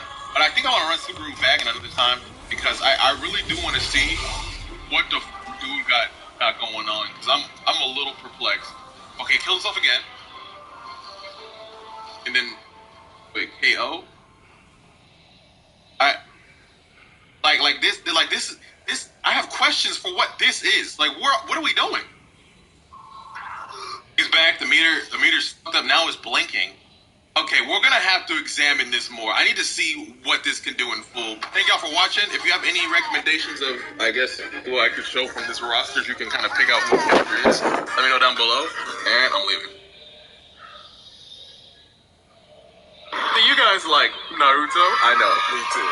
Are we bonding? I think we're having a moment. Within Naruto, there's a lot of cool characters that I really do like. They do a really good job with giving backstory to certain characters that make me invested on what they're going to do. You know what I'm saying? I want to see Choji eat that bag of chips. Or I want to see Ino can take Sasuke from Sakura. She can do that. You know what I'm saying? Will the pupils, excuse me, will Neji or Hinata ever get pupils in their eyes? Nobody knows. Well, I do, because I watched and I knew the answers. But one of the things that I really was invested in was Itachi Uchiha. Why did he not like Sasuke? Why was he so damn saucy? How did he make crows look cool? That was the questions that I asked watching way back when, and I kind of got them, but more importantly, within looking, I found that I really do like Itachi. And Uchihas aren't that bad either. And when you don't look at the lore as to why they're the way they are, that emotional thing they tossed in there.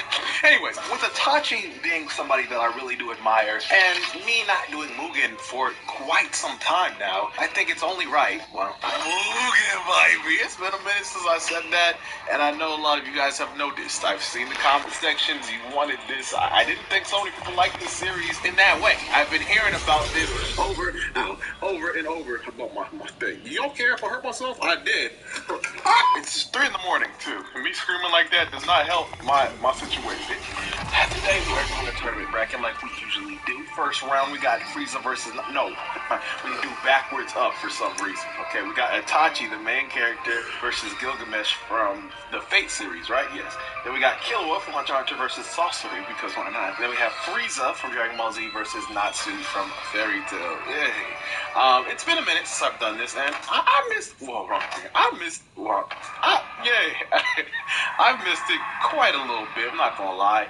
I do find a lot of joy in just sitting back watching and just having the time to talk to y'all without playing a little bit, because I haven't been playing when I do these. I just watch. You know what? I'm gonna keep it $1.58 with you. I don't know anything about Gilgamesh. My friend told me Gilgamesh goes hard in the anime that he's in. I'm taking his word for it. I know I dropped my controller, but that's nice. I know Itachi goes hard. You know what I'm saying? Crows. That should go heavy, I suppose.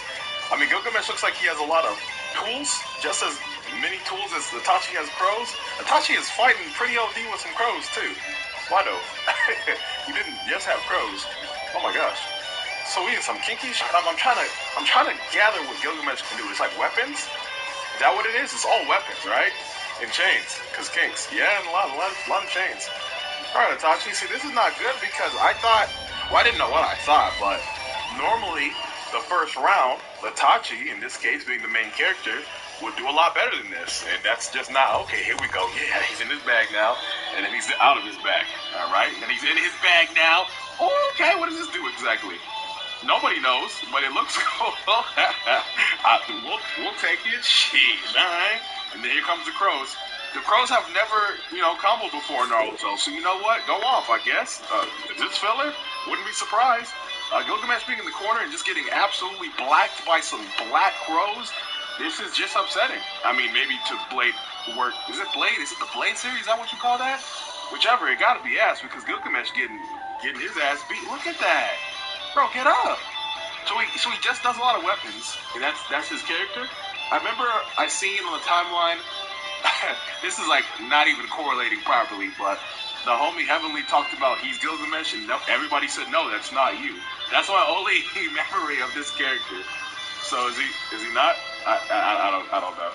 Anywho, I guess we'll just see what happens. I'm gonna let this fight rock for a little bit, but I wanted to talk about something. Y'all mind? So listen, bro. Recently, right now, it's 3 in the morning, right? And, sometimes when it's really late and you just have nothing but time, because I was procrastinating making this video, I thought I want to see what's on the other side of the wall, right? So, you know what OnlyFans is? Yeah, I know some of y'all do. I never understood what's, like, on the other side of Wall Maria, you know what I'm saying? I want to see the sea, said Armin. I don't really care about pornography in that way like that, but, like, you can't just go on there, like, casually and see what the person is posting. So I recently, decided to go in there, take an L. I kind of eeny, meeny, miny, moted, you know, just went on a random OnlyFans. Did you know OnlyFans is a fucking trap? I gotta get this off my chest, bro. So I go in there, right? Because you have to pay to see shit. And then, if I was a nigga with meat in hand, you then have to pay to watch a video.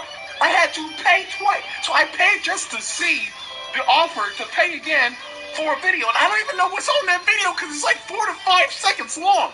OnlyFans is the biggest scam I've ever seen in my goddamn life. Okay. So we didn't even get to the part that's supposed to kill him. Okay, so now it's neck and neck. I think Itachi lost because of my my stupid story. But let me know down below the most questionable purchase you ever made. I think OnlyFans definitely wouldn't be that. I think my most questionable purchase I've ever made. Am I gonna say this, bro?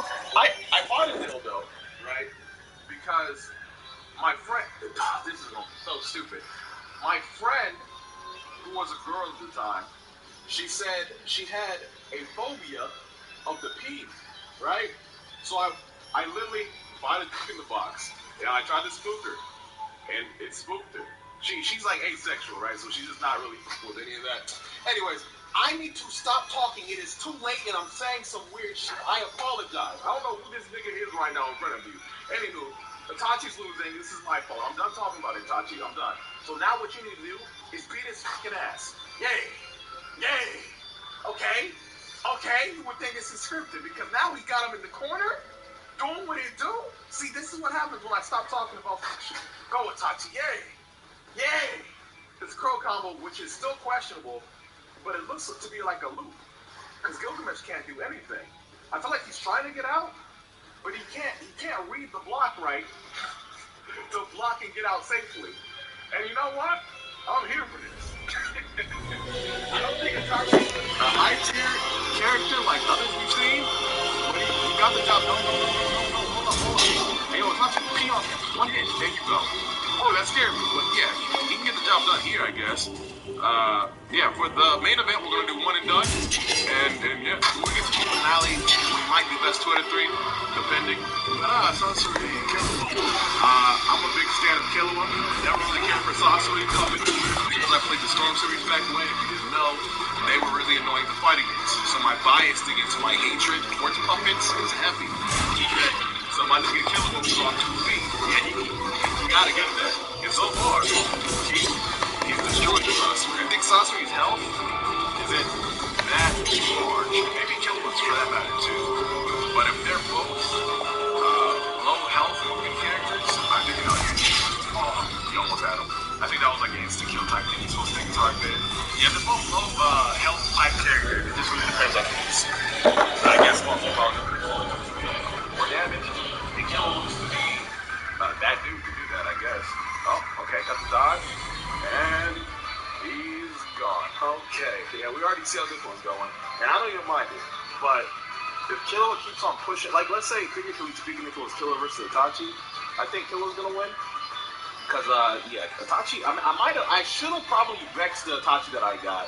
We could have found a better one, I'm sure. But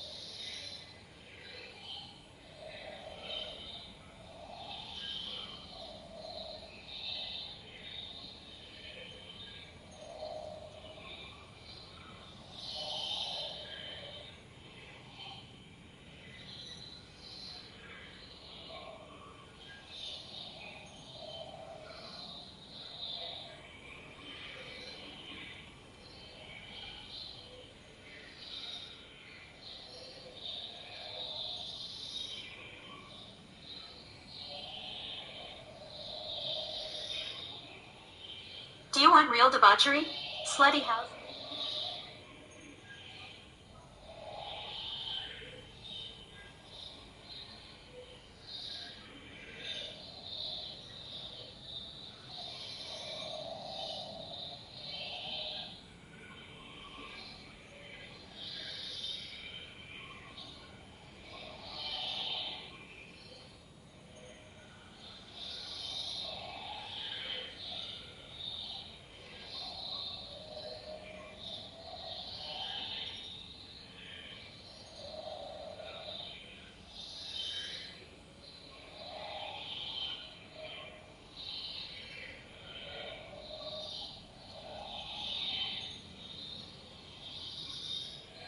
It's about what I expected.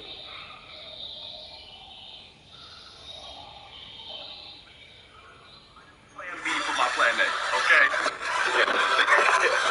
Another question down below, because I don't know, with this series, one reason why I like it is not only are we commentating the fight, but when we have like one-sided shit like this, I'm gonna talk to y'all. Is this gonna happen? Do you guys read manga? How many people in here are manga readers? Raise your hands. I can't see it, but just do it. All right, you raise your hand. Let me know down below if you did that dumb shit. But I recently got into that shit heavy, and I don't know if I talked about this too much, but I'm dyslexic, right? So I see words for me go sicko mode when I really focus on them, and god dang, that was a insta-kill. We'll get back to that conversation after I pick Sasori up from the ground. Next, we have Frieza versus Natsu, which is, I think, the last, this is the last round from, like, I guess the first brackets. I don't necessarily care for Natsu, because I don't like Fairy Tail, but hey, that new Fairy Tail game, I'm interested.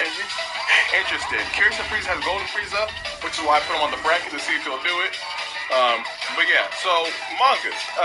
I know some of you guys see me do the reaction video thing to Villain Saga. After, I caught up and I watched the anime, I read the manga because I just couldn't wait. I needed to see what happens to my characters that I like. And I don't know if you guys get this, but I got triggered from that manga to go deep diving into other mangas. Now, because being dyslexic, words go sicko mode, sometimes I just be creating filler for like words I can't read at the time, and it just kind of makes sense. You know what I'm saying? I gotta do what I gotta do. And with that being said, like, I don't know, like, I've just been having a really good time just reading manga. This shit just hit from me. I can read subtitles just fine. It's usually like, if I were to phrase it for you to understand, it's like, I have like a meter before the words start to just like look different for me. And when it starts, it's done. And it usually has to be like in a book type format, like a manga, regular book, etc., etc. I'm going to the fight for a second. I think I really wasn't focusing, unfortunately, on who's better or not. But we got Golden Frieza, so now you got my attention. I want to see there's a big damage difference increase. Looks like Natsu transformed as well too, low-key. He has something going on that looks different from the regular. And Golden Frieza's damage is very disappointing. Yeah, Natsu seems to be the better Mugen by far when it comes to damage. I think Frieza might have more combos, I suppose, but he's definitely lacking the damage. So he needs to like get in his bag to get a W. But I feel like his deficit is just maybe a little bit too great right now. We'll see next time on Dragon Ball Z. Yeah, I think Frieza's done. Place your bets right now if you think he can make a comeback, but I mean, I don't know. He could. It's right there. But Natsu just got to do one thing. Or maybe like a few things. But it doesn't. Oh, okay, maybe I'm wrong. Maybe I'm wrong. Okay, we're coming back. Now, some Dragon Ball Z characters, they keep their transformations in the next round, and he's not. All right, well, hate to see it. I don't know if the damage increase was a big boost for Frieza. I'm focusing now. If anything, I look more like an aesthetic and maybe some combo differences. Yeah, and then now Frieza's getting his ass beat. I think, yeah, he has to get really in his spamming bag to get a real advantage here. But I guess now that I'm focused on it, the damage is the same for the most part when it comes to just regular punchies. Maybe? I don't know, bro. I need a calc or some shit. It doesn't look like it now. I think, yeah, Natsu might just do more. Who knows? But, yeah, Frieza's in his bag with some combos. If he keeps it up, he can get a W. It'll be kind of tough for Frieza to beat Killua. In my opinion, I think Natsu has a better chance from just the combos moves he has, supers. But I don't know. So anyways, going back to my question, what manga are you reading right now currently? Recommend me something that's just really good. Recommend me your top favorite manga down below if you're a manga reader. And Frieza's gonna win. You ready? Frieza's gonna Pebbles, go. Oh, that didn't do enough. Oh, Frieza lost. No. Hold up. And Frieza, oh my gosh, I'm stressed. I'm sad. Dragon Ball Z was supposed to pull through, bro. I hate Fairy Tail. So, I guess it's time to adjust the list. We got Itachi moving on to the next round. Well, in Itachi's case, it'll be the final round. Whoever, I guess, beats this out of Killua and Natsu. I definitely think Killua is washing Natsu, in my personal opinion. He just seems like a better character to me. But hey, place your bets down below. If you like Fairy Tail as well too, let me know down below as to why. It was the arc, the tournament arc with Sting. I never got past it. I dropped it. It was just stupid, and I didn't want to talk about it anymore. If I'm going to be honest, I just don't want to talk about it anymore. Hopefully the RPG game is good because it looks to be very promising. But that's really all I got to say about that. All right, Killua, you ready? You got this? You got to warm up? Let me turn the volume up a little bit. Got music in the background. I got to do any editing. Hold up. That's what you telling me? That's what I hear when I hear music in the background. Boom. Is this too loud? Okay, it can be a little bit louder. I think this is fine. I can't even tell if it's fine, bro. See, that's the thing with editing audio, which sucks. I only can tell once, like, it's done, right? And my audio and video are like one file, so sometimes I just get screwed out of luck. And Killua's losing. What that mean? Hold up.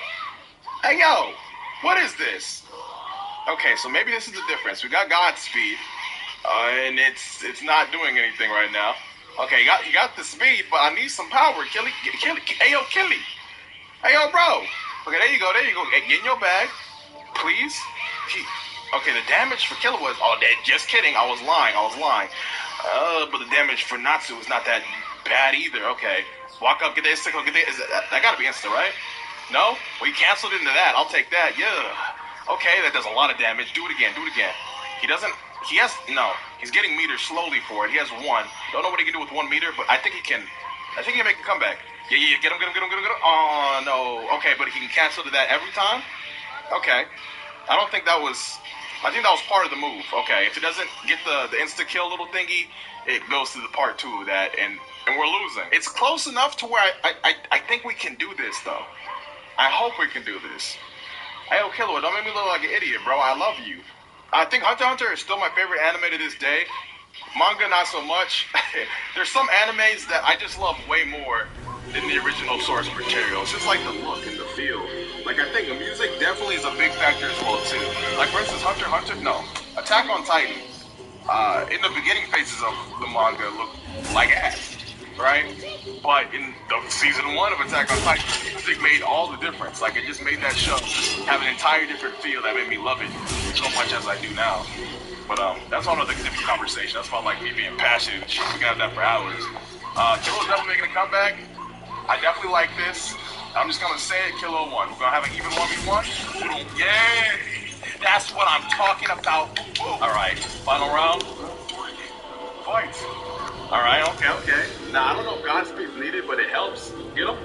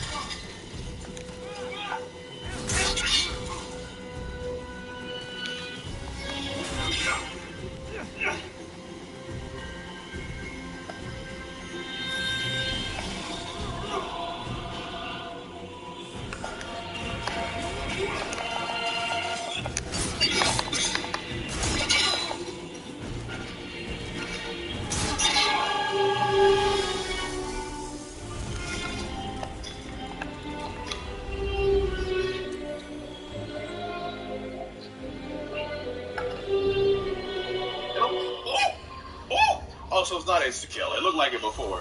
But how? Okay, hold up. Natsu, how you fight without a heart, bro? See, that just proves to me that Fairy Tail is a soulless anime. How you do that? Nobody knows. Okay, so when Natsu charges, that shit's actually kind of cool. I like that. I'll give it that. I think if Fairy Tail ended at season 1, or like, you know, like the first few episodes, that shit would be so much better, bro. But I don't know. This is one of those shows that the quality of it just decreases as it continues, and that's just my take. But regardless, Killua winning? Killua's winning. I don't see Natsu coming back from this, and I hope he doesn't. Boom. Oh, he's done. Boom. Oh my gosh. On the beat drop too, Killua? That's what the fuck I'm talking about. I'm a proud father today. I mean, it's not my son, but hold up. Wait, I want to complete this one. Yeah. So we got the finale. We got Killua versus Itachi. Now, I do not see a scenario where Killua doesn't beat Itachi free. This Itachi looked very boneless, but I guess we'll see. Place your bets down below. And after this, I have a special episode. What is this? I've never seen this map before. Oh, this is a Hunter x Hunter map, I think. That's a Hunter x Hunter little blip thingy, I think. I don't know. Nobody knows. Okay, Itachi in his bag. The damage looking very alright on Itachi's side. And Killua, same as well. I'm going to go out and say that this looks very even to me in damage. And even's good, I guess, because it gives Itachi a fair chance. In this case, you would think I want Itachi to win. But, like, Hunter x Hunter I have a heavy bias on Hunter. I don't know, bro. This is going to be kind of... I'll stick with Itachi. I'll be loyal. I wonder if Itachi has the... Oh, my gosh. Susanoo. And I think he has to have Susanoo if he got the Tsukuyomi. So like, when we gonna end this, though? Oh, my gosh. They just kirking off on this little kid, bro. Hey, yo, Itachi, he's 4. Yo, wake up. Can I press the button? I'm getting disturbed. Holy, I feel like I got stabbed. Okay, that needed to do way more damage, bro. I felt like I was a part of that. Oh, my gosh. Yeah, if Itachi keeps this up, then I'd say we got a dub, easy dub. We might not even do that special thing I talked about. I thought Killua would wash. Oh my gosh. Okay. Oh, we got a counter. Oh, we got combos. Until Itachi said, fuck that shit. Okay. Oh no, come on, bro. Don't do it. What was that? So he has multiple Genjutsu things he could do. Alright, you know what? I don't mind the short one. Just keep it short. I guess he has like the Mangekyo Sharingan thing. Kind of like it affects where he last was in the map. I don't know if you've seen that. It's like, I don't know. Regardless, I think Itachi got this one hit and it's over. It's over. Wow, we're doing best 2 out of 3 for this one. No, you know, I'll have this be one and done, so I have more time for the thing I want to do at the end. Yeah, I like that. Okay, I'm gonna say it. I think Itachi got this, bro. Killua ass. Killua some hot ass right now on account of my feelings. Like, what the fuck is this? Okay, that's not enough. Oh, we've seen this happen with Gilgamesh. Yeah, once you get in that corner combo, it's over. It's like a loopty. Unless he can pop out and do the, okay, hold up, okay, Killua, okay. Godspeed might make the difference a little bit because that, going sicko mode with the feetsies. I don't know if Killua could then catch him. Not Killua. Itachi can then catch him, but I mean, I don't know. Okay, we got something. What else we got? Okay, hold up. This might make all the difference until he just puts himself back in the corner for some reason. We're going to okay, now we reverse. So, okay, is it reverse? Because Killua has it and he loses it. Okay, keep it up. See, I wanted to get to like the final round, if anything. I would like to see that. Make it a good thing. I don't like washes, bro, especially in the finale. Like, y'all gotta realize that I have a livelihood off of this. Make this shit exciting, all right, Itachi? Start tanking, bro. Don't stop hitting stuff. Oh, it's too late for this, bro. I'm too tired. I don't know what the fuck I'm saying. I'm gonna keep it a buck. I'm just pressed. I really spent $15 on the OnlyFans. Can I say that? Okay, hold up. Killua might come back. Oh wait, yeah, no, I think he actually might come back. Hold up. Okay, chill. Itachi, stop. Okay, Killua lost. Oh my, yo, Killua, get out the gun. Oh, no, don't get in the corner. That's the last place you want to be. Okay, hold up. Yup. One more. He's gone. I mean, hey, Itachi won. So for this last thing, because I find it very interesting.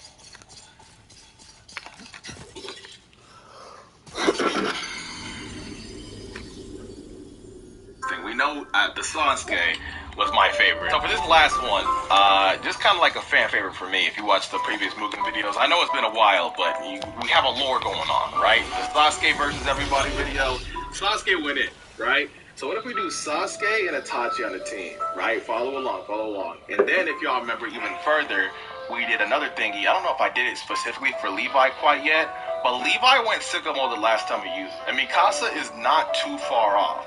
So could the two Bubbas be the two, what would you even call them? Humanoid titans? Killers? Because Levi, for some reason, fights as if it's not Attack on Titan. Like, he fighting on some Dragon Ball type tiers. This is kind of loud. I personally think this is the strongest pair, Levi and Mikasa.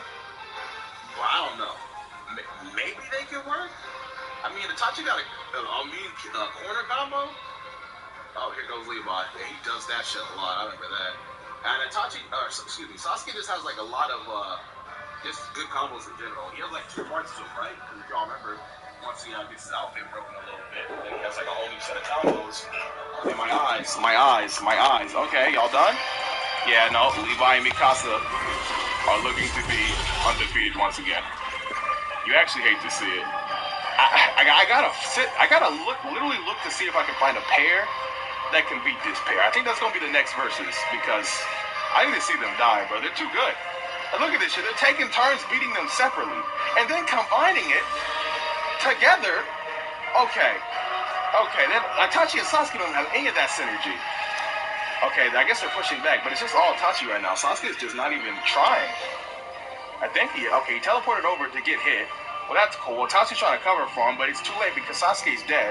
So now it's Itachi by himself, and Itachi by himself cannot take Mikasa from the left, and then Levi from the right. It's over. You just got sandwiched by 2 demons, Chief. What are you about to do? I'm trying to figure out why Sasuke didn't work together with you. What are you doing? Alright, whatever. Well, there's that. I guess this ain't it. Do I continue showing all this? I don't think I even need to. I'm gonna find a pair that can beat those 2. I'm gonna take my time and look, but until then, I gotta cancel the OnlyFans.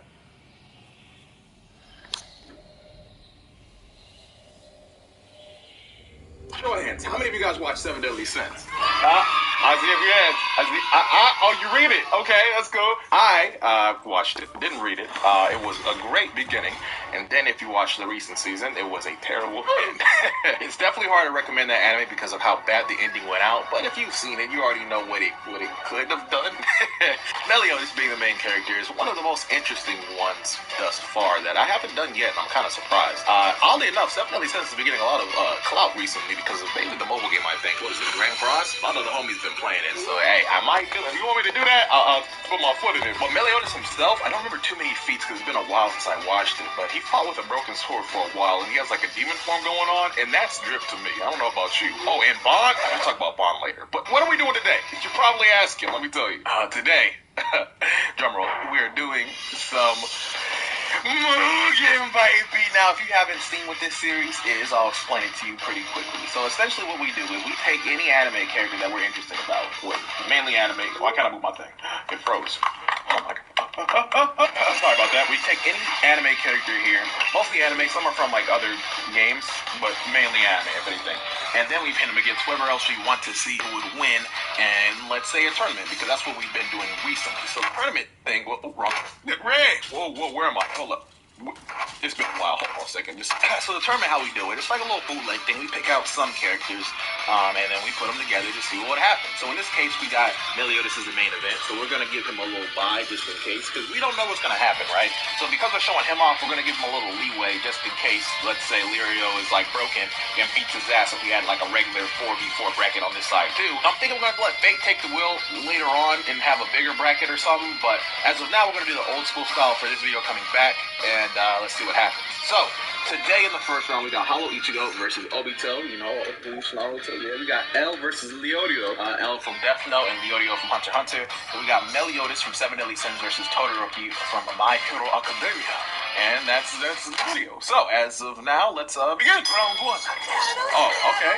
So we got the home court advantage for Hollow Ichigo that we're going to be fighting at. The maps are random, so I didn't choose this. So, the one thing I like about Obito, which is what we're going to be rooting for this fight, is he can go Jubito, where he goes into like doing all the absorb Jinchuriki thing, whatever. Holly Ichigo also has transformation as well. I would say this is pretty even, but the one thing that I will say, Holly Ichigo has a little bit more aggro than Obito has, so that might upset this match a little tad bit, but regardless, until we get to Jubito. Okay, there we go. Now, the thing about Jubito and Obito as well, most of his damage that I guess he's going to get on Hollow Ichigo here is going to be for any of his ground attacks, right? So attacks that start from the ground first, that's just what I've seen. His regular combos just haven't been doing it. I think Hollow Ichigo has just a lot more faster inputs with that shit. Okay, so the ball's going to explode over time like that. I think we can choose.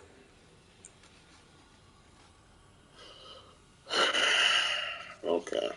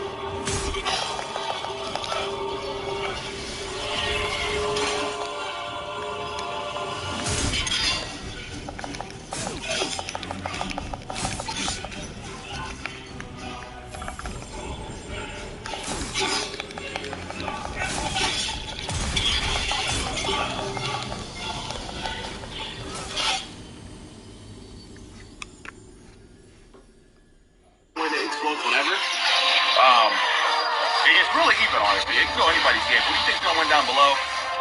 Honestly, if Obito keeps on doing those ground attack typing things, it's his match. But the minute you let Hollow Ichigo get his momentum up, it's going to be a little bit problematic for him. Because he hits way faster, he hits quite a lot, he's good at combos, so we'll see. And he's not even used his Bankai yet, though, so still anybody's match, I'd say.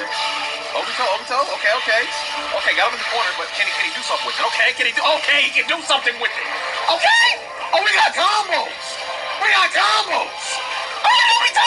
Finish it. Oh, he ran into the attack. You love to see it. I'm Team Obito, so this is good for me.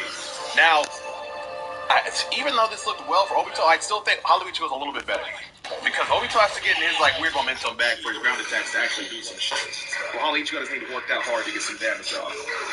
I would like to see if Hollow Ichigo would go Bankai this round, though, so we could see how different that is from his regular little Shikai form, whatever. Shikai, I don't know if I want to explain. Let me know down below. Hashtag yes, I watched Twitch. Hashtag no, if I haven't, if you watched it or not. Let me know what you think about this show as well. With Twitch coming back, I know personally, I'm a little bit interested to see how some of the fights are, but I'm definitely over Bleach. Like, I don't know.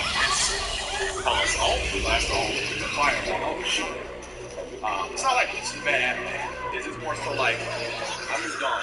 It's a very common shonen in a lot of tropes that it has going on. But regardless, we got Hollow Ichigo beating that ass. Maybe I shouldn't disrespect Bleach in front of this. He's kind of mad right now. Hold up. Okay, got the aggro. No Bankai still. He doesn't even need it. See, I'm talking about this right here, bro. He's way better at comboing than Obito. Obito has to start getting in his bag to do some things. Okay, so he needs distance. I think that's the best way to put it. Once he gets his distance and he has some chakra, then he's good. Oh, he stunned him too. Now, Hollow Ichigo's in his bag, bro. I don't know. This is looking rough right now. Oh my god. This is anybody's game. Whoever gets some momentum is who's winning. Now, when they both transform, though, that would be a way to go out. But we still have to see how Ichigo does Bankai once. Oh, okay, so the Mangekyo was a stun, huh? Oh, okay. And that's Hollow Ichigo's stun that he just did right there, too. Okay, so Obito's in his bag a little bit. The Hollow Ichigo willfully went to the corner. Don't know if that was the play, Chief. Oh, put him in the fucking corner. Throw him out. Beat him in the corner. Okay. Nah, he needs to get me out of this corner. Okay, Ichigo don't play that shit. Oh my gosh. Okay, so they're getting distance, they're charging, so I think Obito's gonna transform. I smell it. Yes, sir. Yes, sir. Ichigo has him. Oh, he's doing it? No, that was a counter. Okay. Yikes. Ichigo I don't think he needs to transform here because he doesn't quite enough damage without it. He's playing around with his movement too right now. Ichigo, Obito's in the corners. This is not really good for him. Oh, he's in his back. Hold up. Ground attacks is what you need. That's what I like to see. Chill. Okay, what else? He's charging. So I think Ichigo's trying to do something. Because he's trying to charge all the way to full. So whether it's going to be ultimate attack or awakening, either or, who knows? But now Obito's in the corner, so this is not looking good for boy. Oh, chill. Obito willfully, not Obito, Ichigo willfully went Obito's box. Don't know what's that box gonna do? He can get out the box. The box is dumb. What's the purpose? If the box blow up, we'll never know because Ichigo's not letting them do shit. Maybe it could have blown up, who knows? But it's too late now. What's odd is that little box thing wasn't even Obito's attack. Like in the anime, that was like what all the Kages did to surround Obito. Whichever. I'm gonna say this is Ichigo's win. But what's it looking like? Survey says Ichigo's getting the W. I'd love to see it just for the simple fact we haven't seen Bankai yet. So I don't like incomplete showcases. I need to see it. Next, we got L versus Leorio. This is kind of a weird one.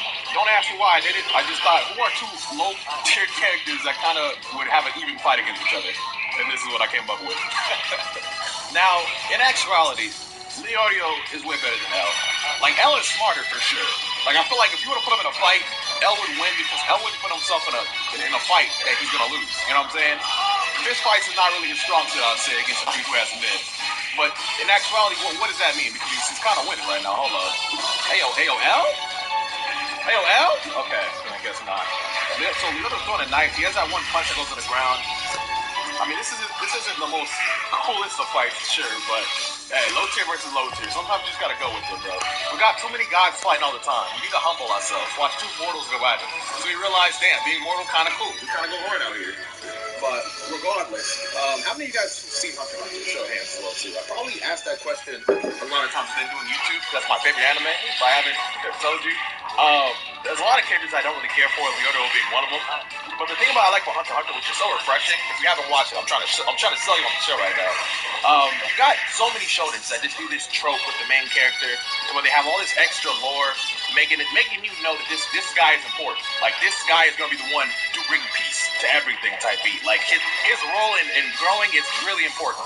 But Hunter x Hunter is not a shot out the window. Like that nigga Gon is just a regular dude, kinda. But the bigger picture, what the show has going on, like so many of the characters.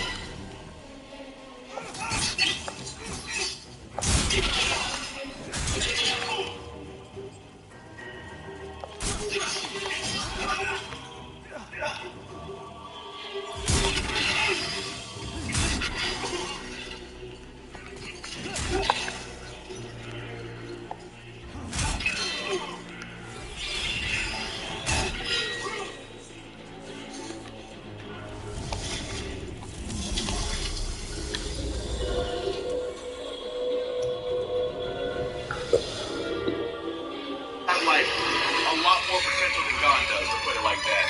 And I think that's so refreshing, bro. Like, I'm kind of tired of that destiny, like, you're going to be the one to bring balance to the world type energy that shows have nowadays. Like, let me have a main character that dies and somebody picks up the torch, like, no problem. I need that. Give me that. But anyways, I blinked. Looks like L's winning. I'm going to say L's going to get the W. That's my hypotenuse. The end survey says L is getting that W. Hold up. I don't get what his charge is. He has, like, some energy in his hand. That's not part of Death Note. That's new to me. Oh, Leonardo was healed. Okay, that makes sense because Leonardo wants to be a doctor. I don't know why L gets a bazooka, but hey, you know what? Detective type shot, whichever. I guess that's L's counter, but it doesn't work with projectiles. Leonardo just get that shit out of here, bro. Yo, that's not working out, bro. You can win. Just hit him, bro. Just hit him. There you go. L takes the W, and since seeing that fight, I definitely regret putting two low tiers against each other. That was pretty boring. So for the semi-main event, we got Meliodas versus the boy Todoroki. Don't appreciate the fairy tale map we got to fight at, but whatever. One thing about me we got to take away from, I am a known fairy tale and One Piece hater, bro. That's my claim to fame, and I will stand on that hill. No matter what. Even if I ended up one day liking fairy tale and One Piece, the world's not gonna know because I gotta maintain my title. And anyways, it looks like Todoroki is lacking the damage output help because he's doing all these little hits, and it's not really amounting to too much. He has to work really hard to get the W here, and he's working. They got 200-something hit combo to barely do the same damage that Meliodas did. Okay, but hold up, this is kind of dangerous right now. If Meliodas can't get out that corner, okay, what's like some of the demon form? I guess the first stage of demon form. All right, okay. But Meliodas doesn't have to work as hard for damage, though. So this is not looking like too bad of a stick for him.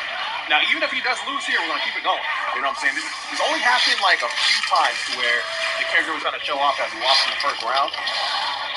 But even if he does lose, I don't think I mind seeing Todoroki go at it with somebody else because he has a very interesting kit, I'd say. Like he does little damage, but he's really good at combos to make it so it's like it's not really that bad. Anywho. Don't meet your all.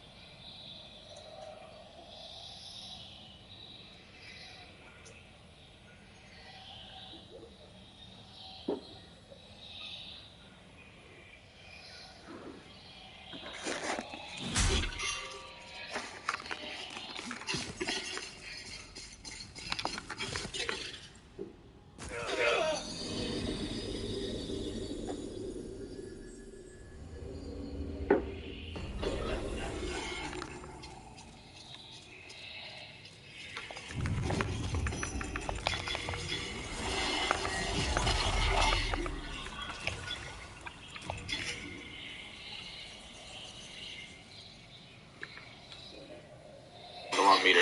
Yeah, he's trying to do something. Todoroki still has like a good amount of meters, so if he wanted to, he could do like an ultimate or something. Like right there. And that could kill. Oh, just barely almost killed, but this wasn't enough. 13 seconds left, and I think Meliodas is done. In the corner. Ooh, I'm back. Hold up. With no health? Is that what we doing? Can he do it? Nope, he got it. He flipped it. It's pretty even. I'd say. So Todoroki takes the first round. Is Meliodas winning this? It's looking kind of rough right now. I would like to see what Meliodas' final forms look like, but we'll see. We'll see what it is. Back in the corner, see, that's the worst spot I think you will ever want to be with Todoroki. Okay, Meliodas is fighting back. Okay. He's really fighting back. See, what was the damage before, Chief? What's up with that? Okay, get him back in the aggro. Throw him back in the corner again. I hate to see it. Oh my, and he has the ice to stagger him constantly. Bro, Todoroki is a corner fiend. You do not want to be in the corner with this dude at all. Meliodas is starting to realize I don't need to be in that position. He's backing out, getting froze, back to back. Bro, don't touch that. Stop touching the ice. Stop. There you go. Okay, he said food to ice. Now he's getting him in the corner. Okay. He used all of his meter on that. Which looks like he's like a fire vortex type to keep him in the corner. I don't think Meliodas is winning this, bro. Okay, we got a little super. That really did anything. It was like a command grab type thing going on. Oh my gosh. He could teleport through the attack. This could be enough to kill. It could be enough. Hold up. Yes, yeah. Okay. Meliodas ended.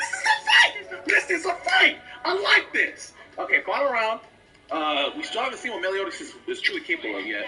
So, I mean, I don't know. Same could go for Todoroki because I've never seen that flamethrower technique yet, I don't think. Okay, is that how you really feel? But back in the corner, though. Meliodas, you don't want to be in the corner, bro. Todoroki's getting his bag. He's indoors, too.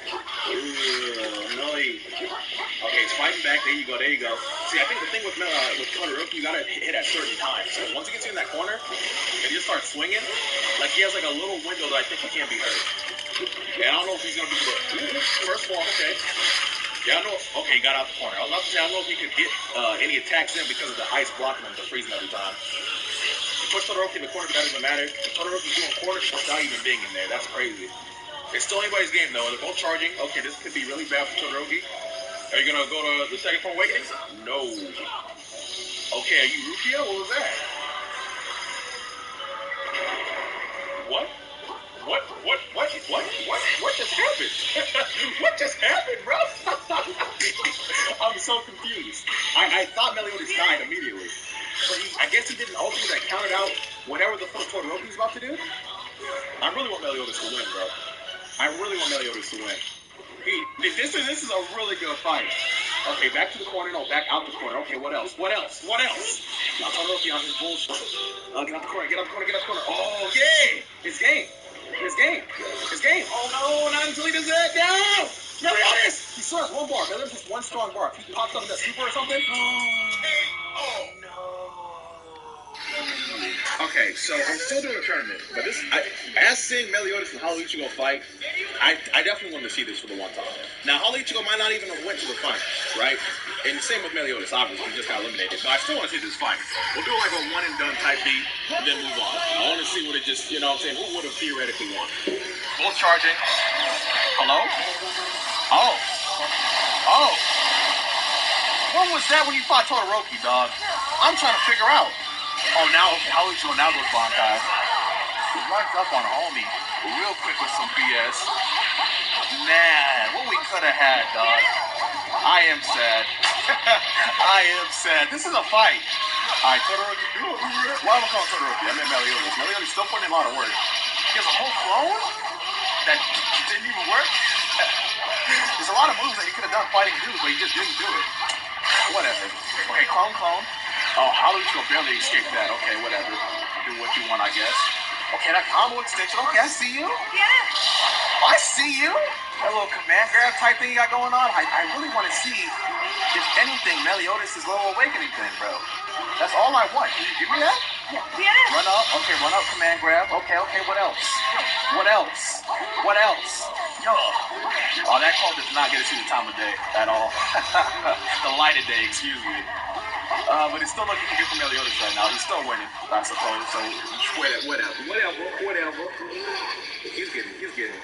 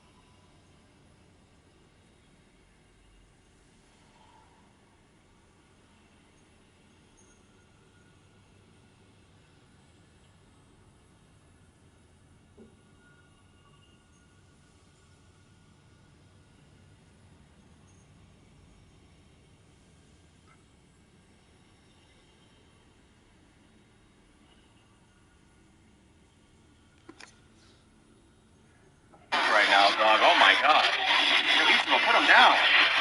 Ichigo, put him down. Okay, finally down, charging up again. And we're gonna see the awakening? Are we gonna see the awakening? Survey says? No, Haruito's BMing like hell right now. BMing bad manners. Oh no! He has a whole 3 meter and he's not even getting a chance to use it. Not even getting a chance to use it. You hate to see it. You hate to see it. How did Ichigo was in his head, bro? He was in his head, unnecessarily. Oh shit. It still looks very even though, so it's not like I could say that Ichigo's better. Oh, there we go. Finally. Oh boy! I just want to see what that looks like just once. Okay. Oh, okay. It's doing a lot of hits, but no damage. What that mean?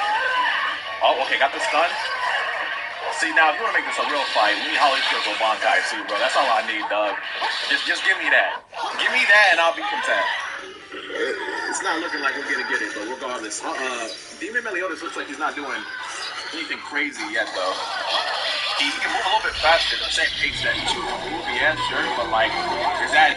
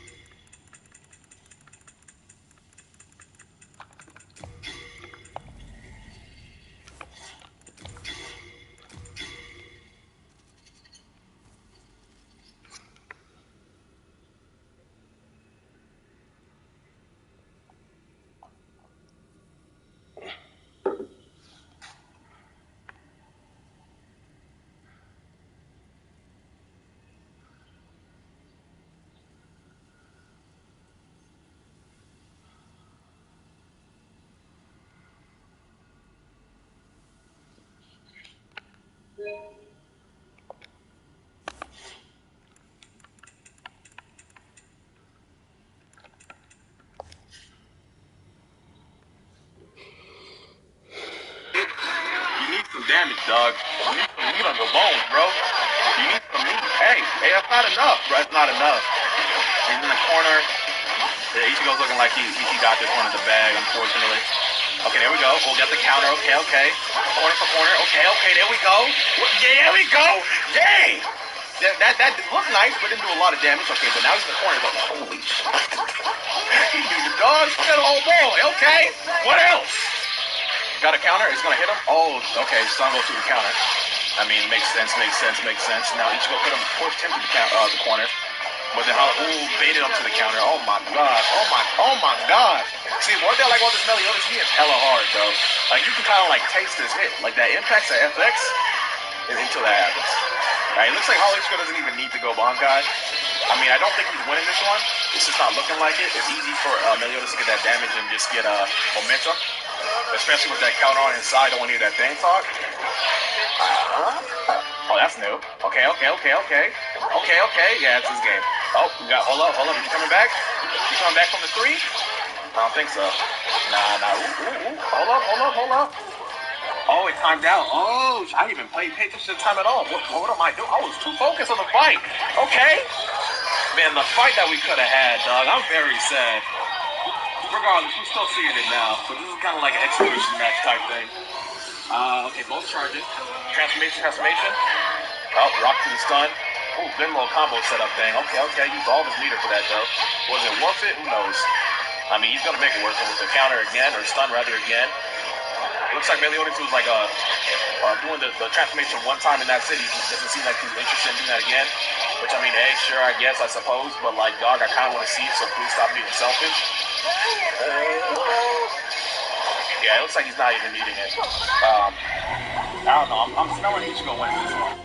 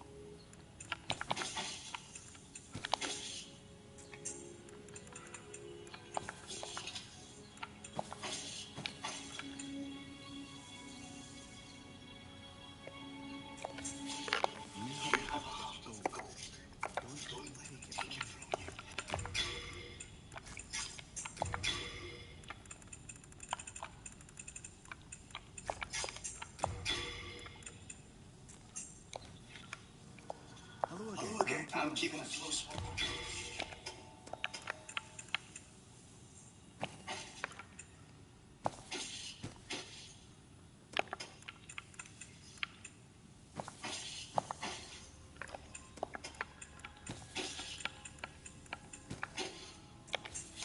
You have a heart of gold.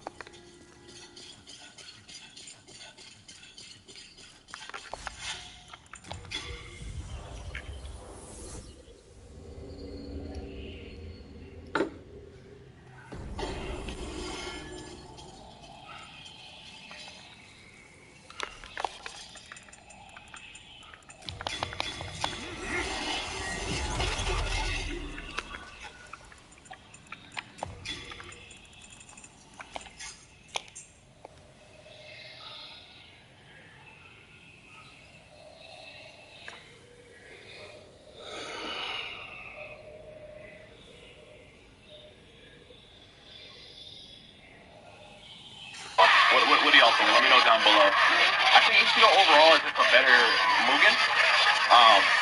Yeah, Meliodas has he has stronger hits when he's awakened, but he's not even doing it to use that. Ichigo just fights really fast. His combos hit. He can combo pretty well. That's just my two take. I think when I watch Bleach, they have thing about Bleach has a lot of cool moments, but the overarching story thing that Bleach has going on kind of loses me at certain points. So I'm very mixed with Bleach a lot. If you ask me on a Sunday what I think about Bleach, I might hate it a lot more than I would on a Monday, you know? Because there are good moments that Bleach has going on, I can't deny. But it's so basic in regards to shonen, right? Once you see a lot of anime, there's certain tropes you're gonna get tired of seeing, right? And I think Bleach does a lot of those to death. But that's just my personal take. I respect people that like Bleach because I understand why you would, but whichever. 5 seconds left. Ichigo's looking like the undisputed champion, and I think Fate didn't miss on this one. Well, Ichigo advances to the tournament, and Meliodas is eliminated. Hate to see it. Okay, so hear me out. Because we saw the exhibition match, we're gonna skip to the finale because the next match is Hollow Ichigo versus Lidio, and we already seen what Lidio can do. I said Lidio. We already seen what Lidio can do. He's not winning, bro. I shouldn't have put 2 low tiers against somebody who's on the more higher side of things. So I learned my lesson. We're going to move on to the finale. All right, now, a fight that I'm interested in seeing. Todoroki got the combos, as we've seen. Hollow Ichigo has combos as well, too. And he has the damage in this case. Oh, no, Todoroki does not have good health. But for the same point, so could Hollow Ichigo in return. Oh, no, this is not looking good for Todoroki. Todoroki just got here, bro, and he's dying. What's up with this? Okay. You're too far, bro. You're too far. Bro, you're too far. You're too far. Okay. That's pretty good damage. Do it again. Okay, got the freezing thing going on. So, this map that's randomized. Oh, no. Oh, it's over. This map that's randomized does not play Todoroki's favor because, as we see, he excels heavily when someone's against the corner. But because the map extends too long, Todoroki is not in a good... Oh, you're just BMing right now. That was unnecessary. It just flexed on him, bro. It said, pop off, pop on. What are you going to do about it? You're dead. God dang. But yeah, you see how long that map is, right? Todoroki is not getting any corner pressure. Not at all. And Hollow Ichigo's doing a whole bunch of new shit. Hey, yo! Oh, he's tired of this. He said, I'm done with this tournament. Let's end this. Bro, Todoroki's out. Bro, do something, bro. Bro, do something. Please. He is going off the stage. He is styling on your ass. For why? Okay, what is all that stuff you're doing, bro? What are you doing? Okay. We've seen that already. We need more. Bro, hello? Okay, got him sandwiched. He's not really mounting to too much. Where did he go? Okay, he's back down. I thought it broke. He was flying a little bit, just like I can fly too, bitch, but it doesn't amount to anything. Got some combos a little bit, but it seems the damage is still not on his side. Look how little these combos are doing in health, bro. This is unfortunate. Oh my gosh. Bro, please. Okay, he's holding the combo down. Doesn't need a corner to pull it off, but the corner would have definitely helped him keep him in place. Because now I think he popped up a lot more prematurely than he would have previously if he wasn't in his corner. Well, let's keep it a buck. Halloween show still won. It's easy to see that. Unless Todoroki's somehow able to get him all the way to the other side, but she wasn't. Oh, well, that's the tournament.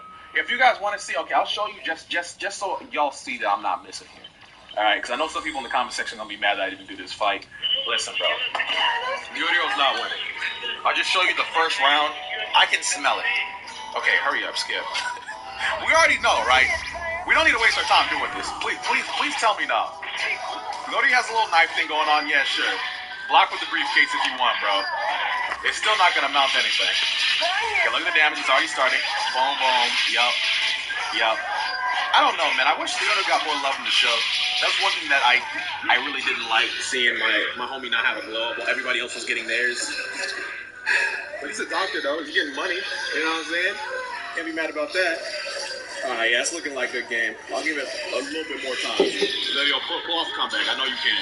Just kidding. I know you can. Anyways, thank you for watching. Let me know who you want to see fight down below. Any recommendations, and I'll catch you in the next one. Bye.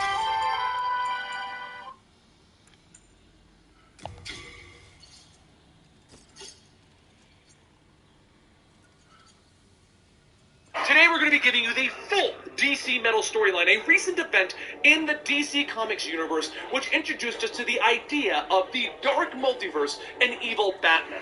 We've taken all of our one-shots and tie-ins and we've placed them where we think that they fit into the main storyline. But while you're watching this massive video, keep in mind that each of these videos came out differently a week, sometimes a month apart. So my voices might not be accurate, or there may be slight changes in the way we're doing it. Overall, you're going to get the idea very soon. So enjoy the epic comic story and metal event!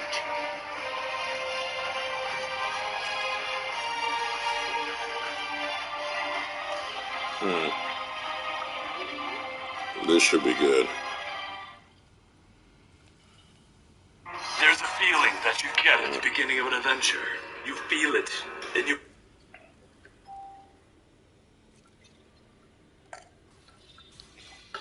See a lot of chip damage going on. Let's see how this actually plays out.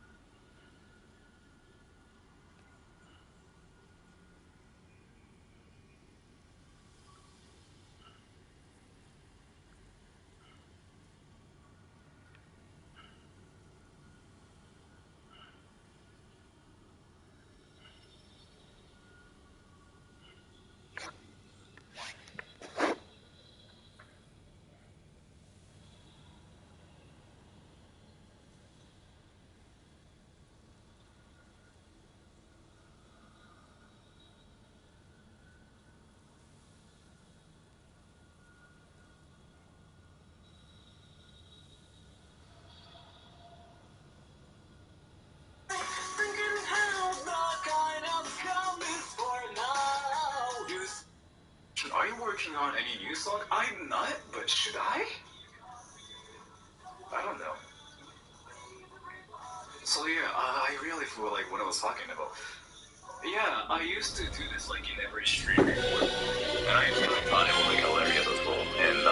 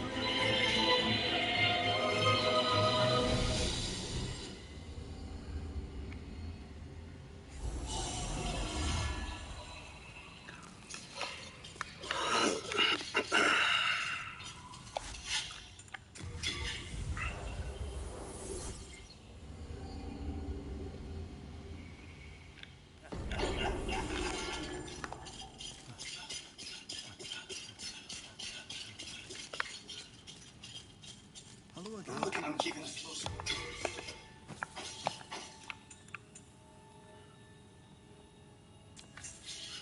You have a heart of gold.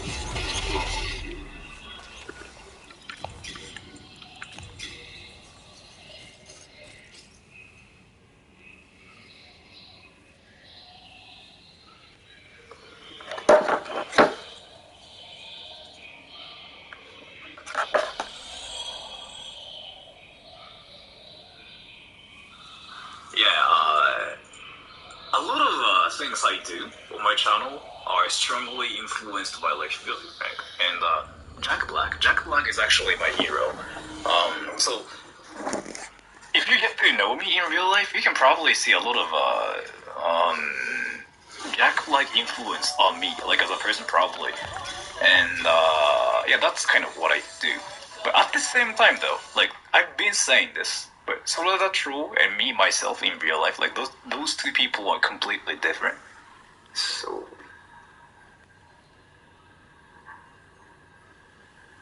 yeah, just saying.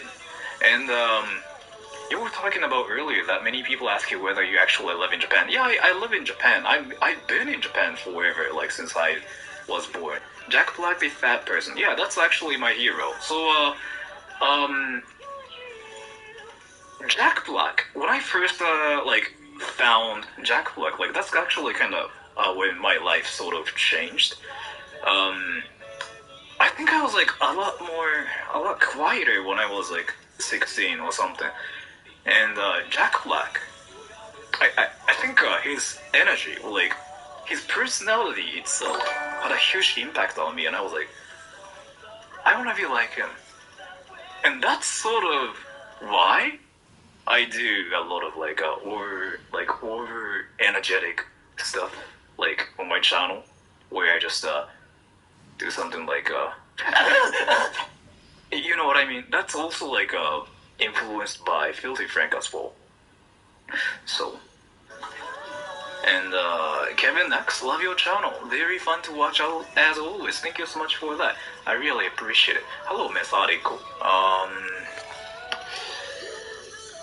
I'd let Jack Black rod at me. I don't know what that means, but thank you so much for telling me that. Jack Black is awesome. Yeah, so he really is somebody who changed my life like a lot. And it's not like I've met him or like anything. Oh, and so yeah, let me tell you something. What was I gonna talk about? I actually had like this one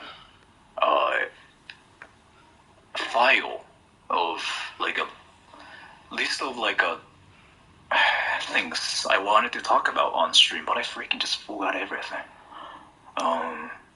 What do you guys wanna know about me actually? I can let you like